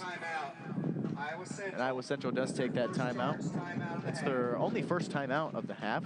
And with it being 3rd down, if they get another stop, they can call another timeout, and they have probably around 4 minutes to make something happen, and they'll still have 1 timeout left over. So, you know, pretty, you know, for the situation that they're in, you got to think that that's pretty manageable, and they'll take that. Not impossible at this point. Still got some hope here.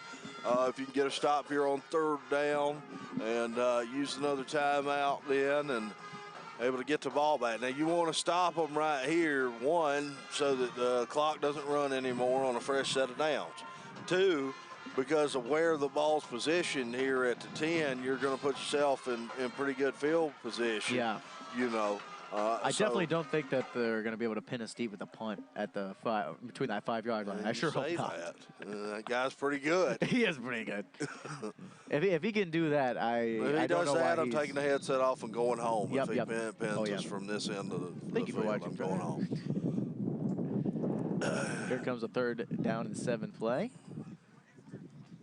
They're going to hand the ball off to the left side. Breaks 1 tackle, breaks another one. That's enough for a 1st down. Really good effort on that run there. That's going to bring a 1st down here for Garden City. Ramon Jefferson there. You know, Ramon Jefferson's the guy that every time they need a big play in a crucial situation, that's the guy they go to, and he's been able to deliver. And 1st down and 10 here. We go under 4 minutes to play. 1st and 10 for Garden City. So we got about 3 minutes and 50 seconds left to go with the clock still running. 43-27 is the score. The Broncbusters are ahead, and they have the ball right now on their own 24-yard line. 1st down after a big-time 3rd down play to pick up the 1st down. Some motion to the right. Hands the ball off towards the left side. Gets enough for about 1 or 2 yards. That's going to bring up 2nd down here for Garden City. He's the ball carrier, tackled by Kalen Burt. Kalen Burt making the stop up the middle for the Triton defense here as the clock winding. We'll get under 3 minutes to play with this one here. Triton's trailing 27-43 to Garden City. Garden City, the 12th ranked team in the country. You know, we talked about the strength of schedule for Iowa Central, having played Butler earlier in the year, who's now ranked number 2. Iowa Western, who's been ranked most all the year. Snow, now Garden City, and of course later on in the season, Hutchinson as well. Nice run right there. A big-time hit from the running back right there. And he's going to fight his way to get another 1st down. Sideline likes that. There's a Garden City sideline. Call that, where I come from, they call that truck stick. When you put your shoulder down and blast a guy like Ramon Jefferson did there. So with that 1st down, we got about 2 minutes and 35 seconds left to go with the clock still running. They're on their own 41-yard line. Garden City, you know, I would bet a lot of money that they are not going to pass the ball. I said the 6-minute mark they weren't going to pass it, and they haven't. I'll I'll buy you a whole new pizza if they pass the ball for the loss of your piece the other way. And I mean that too. They're going to grind this thing out, run this clock, and if they have to, they'll punt it away and play defense. That defense has been tremendous. Think about this, Austin. They gave up 4 touchdowns in the first half. Yep. Since that point, with about 5 minutes to play in the second quarter, they made adjustments, and they've given up a goose egg. Yep. So they've come to play here, you know, and credit them. Credit Garden City's defensive coordinator and that defensive staff for making those adjustments, and credit the young men for going out there and making plays and flying around the football. Yeah, the Tritons offense really looked really good that first half, but then coming out in the second half, it just seemed a little flat. Didn't seem a lot of creativity on the offensive side, you know, and they just didn't seem like they had the momentum on their side.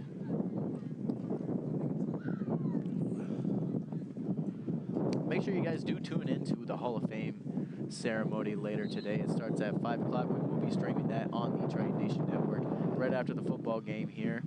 It should start in around 2 hours or so. We're just 10 minutes away from 3 o'clock, so should start time be pretty soon. It'll be a big time event over at campus and Iowa Central. Triton Cafe hosting that. Going to be a big time event, and shout out to all the inductees, well-deserving inductees, and congratulations to them. Garden City's going to hand the ball off. They're going to run up the middle. I think it's probably a loss of 1 on right there. Of course, I know off the top of my head, I don't know all the inductees, but I do know the 2003 baseball team will be inducted. Historically successful Iowa Central baseball team.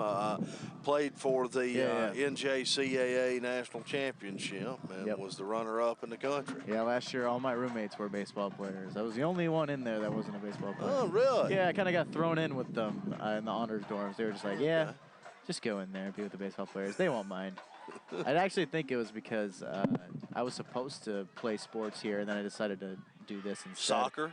Yeah, soccer and bowling, but then I opted out of bowling and soccer, and I was kind of supposed to be with sports people. I didn't even know they had bowling on campus here as a collegiate sport. For sure, how about that? Yeah. What's your average as a bowler then, if you were going to be a college bowler? Oh, I was averaging around 180, 175. Okay, right there in high school. Pretty good. Yeah, I was all right. I probably would have just been a mid-level player, lower. At Iowa Central, they're pretty good up there. They can bowl some high scores. You learn something new every day. They're going to hand the ball off to the right side here. And it's not going to be enough for a first down. So it's going to bring up 4th and about 4 to go. And, yeah, they are going to punt this ball away. I would be very surprised if they try to go for it. And here's the thing. Tritons have no timeouts, can't stop the clock. Yeah, it'll go under the 20 seconds or so on the play clock. So it'll go to about 1:20 before the ball's even kicked here. You know, the punting formation isn't necessarily coming onto the field right now. I am not sure what they're planning on doing.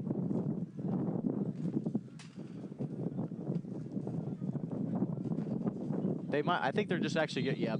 I was just about to say that as soon as he did it. They're gonna run it down. They just ran the clock all the way down as much as they could, and then called a timeout. And that's exactly what they did. With 1 minute and 21 seconds left on the clock. Here, 43-27 is the score. The Bronc Busters are ahead. They are on the 46-yard line, just about to punt this ball away to give Iowa Central one more chance to maybe score the ball here. Your water. My water bottle, my papers. You know, that water notes. bottle doesn't have a lot of weight to it at all. No, it doesn't. And everything is blowing around here because of the wind. You know, I left Oklahoma, Austin, and I must have brought the wind with me because it's Oklahoma-style wind. Yeah, Oklahoma isn't like the #1 state for Tornado Alley. Yes. Yeah. Yeah, that and Kansas. Yeah, we're like number 3 or 4. Like we get tornadoes and stuff here all the time, so not too much of a difference. So 1 minute 21 seconds left to go. 4th down here. They're going to punt the ball away. And they've got the extra protection in there. Yeah, don't want to give up that. Knowing the Tritons would come after it. Nobody's going to touch it on the return here. Oh, Rashad Whitney made a pretty risky. Rashad would even grab that. Yeah, I don't think he wanted it to bounce even further than that, but a little bit risky to try to catch that. But he does get it. And they're going to set up at around the 14-yard line here. 1:12 left for the Iowa Central Tritons to maybe put another touchdown, some points on the board here. And you know, they're not just going to give up and say, oh, there's no chance, we're not going to go down the field and try to score. They're definitely going to try and go down as much as possible. You know, if they do, you know, really the most realistic chance of tying the game up here is getting a big play right off the bat, getting a 2-point conversion, getting the onside kick, and then scoring again. That's really the only realistic option that Iowa Central has right now, but have to go for it. There's a slant route towards the left side, but it's going to be incomplete. That's going to bring up second down. Surprised at all that DJ is back I am. on this series? I am too. I'm very surprised. I would expect them to sit him because the opportunity is so slim of a chance to come back now. I don't know why they would risk putting in DJ, but DJ must be ready to go. He must feel like he's the starting quarterback for this team, and he's like, hey, if I'm ready to go and I'm able to play, I want to be out there with my team and I want to play. And that's the thing, you know, I mean, he has looked in what little bit he's played here today, he has looked pretty close to being ready to go now. Yeah, besides the interception. Well, even that, I mean, but just, physically and on the field, he has looked pretty nice. Yeah, I just think he underthrew that ball. Yeah. And to me, that's more a lack of reps at this point. Yeah. Oh, wow. Oh, wow. Oh, big time hit on the back of DJ And that's Iron. exactly why I was shocked to have him in right there. That was a very nasty hit. He kind of slide to avoid the hit, but then a Garden City came up behind him and his arm kind of dragged over the top of his helmet and it took his helmet off, and it looked really bad. Like his neck looked like it kind of snapped forward there, but it looks like he's going to be okay. He's just a little mad that he has to come out off the field because his helmet came off. A little gingerly there, and that's what I was kind of worried about, how he had to plant right there. Yeah, he's not going to come back on the field. I'm not sure why he was out there to start with. I hate to question Coach Montalto and their staff, but I don't really understand the rationale there in that situation. So Arthur Brantley is back in the game. Just 30 seconds left to go with the clock still running. They're going to hand the ball off here. And it's good for maybe 5 or 6 yards. That's going to bring up second down here. We've got 20 seconds left, not able to stop the clock. They might not even run another play. I think they're just going to let the clock run down. And it looks like that's what they're going to do. Yep. They'll head out here, and that clock will wind itself down. And I don't even think they can run another play with all the players on the field. Yeah, they're just going to let the clock run down. And that's going to be the game. Final score is going to be 43-27. The Bronco Busters win this ball game against the homecoming game for the Iowa Central Tritons. It was a very interesting game, you know, Rob. The first half was a lot more competitive than the second. Iowa Central came out the gate looking like they had control of this game, looking like they were going to get maybe an upset victory. And then the Bronco Busters kind of just had a big turn of events with that kickoff return, and then had that safety after that big-time run to break loose and get the easy touchdown at the 1-yard line. And then the momentum just never switched back to the Iowa Central Tritons. The safety play, in my mind, the biggest play of the game by far. Yeah, I think as I told you earlier, if we don't get blown away here. As I said, you know, I don't know the last time I saw a football game where a team gave up a safety and won the game. Yeah. And it was a bad omen, and it led to momentum for Garden City there, as they were able to then score on the ensuing possession, kind of take control of the game. At that point, took the lead 29-27, and would never look back, going on to win 43-27 here. The Tritons just couldn't get anything going offensively after about the 5-minute mark in the second quarter. Yeah, the offense just really looked like they were struggling to put in a consecutive drive, consistent way of gaining yards. So, and it's a good thing I think the game is over as it is, because it looks like the wind is even starting to pick up a little bit more. We almost lost our tent right there. Yeah, we almost it blew did. up a few feet. It did. Right there. It did, you know, but we got through it. We'll make do, you know. Of course, yeah, for the Tritons, obviously you feel for them a little bit as they fall under 500 and fall on homecoming. You know, it puts a damper on a joyous occasion, but nonetheless, you know, life will go on. A lot of football left, you know, Yeah, 5 still a lot of games games. left. Yeah, still a lot of games. Gotta put your best foot forward because you got a lot left to go on in the season, a lot left to play for, and you've got a lot, you know, got a lot of good teams still on the schedule. When you look at teams on the schedule like Hutchinson, who's #1 in the country, Independence, who I would expect to be ranked by the time we play them in a few weeks, and you know, Fort Scott and some other good football teams down the stretch here. So Iowa Central's going to have to put their best foot forward, you know, and put this one behind them on Monday, get back to work and get ready for the next one. I agree. I think a lot of work still has to be done for this Iowa Central team to get back on track. But Arthur Brantley looked really nice today. But, you know, DJ Irons came back in the game late that game and played a couple drives. So I think we're probably going to see DJ Irons back to full health next week. And we'll see what they can do. And we'll see if maybe Arthur Brantley gets involved a little bit for how good he looked here today with those 4 touchdown passes. Especially in the first quarter, or first half, he looked really good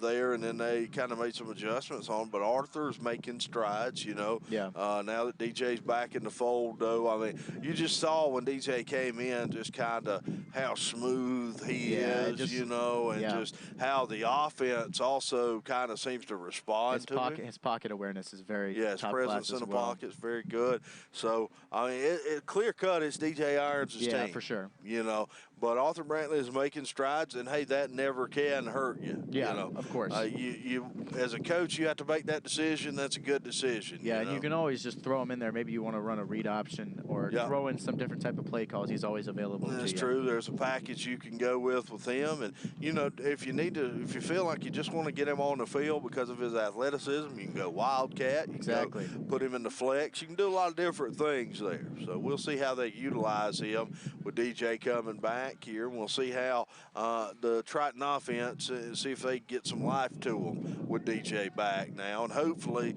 you know, he didn't re-aggravate that ankle there at the end of the game.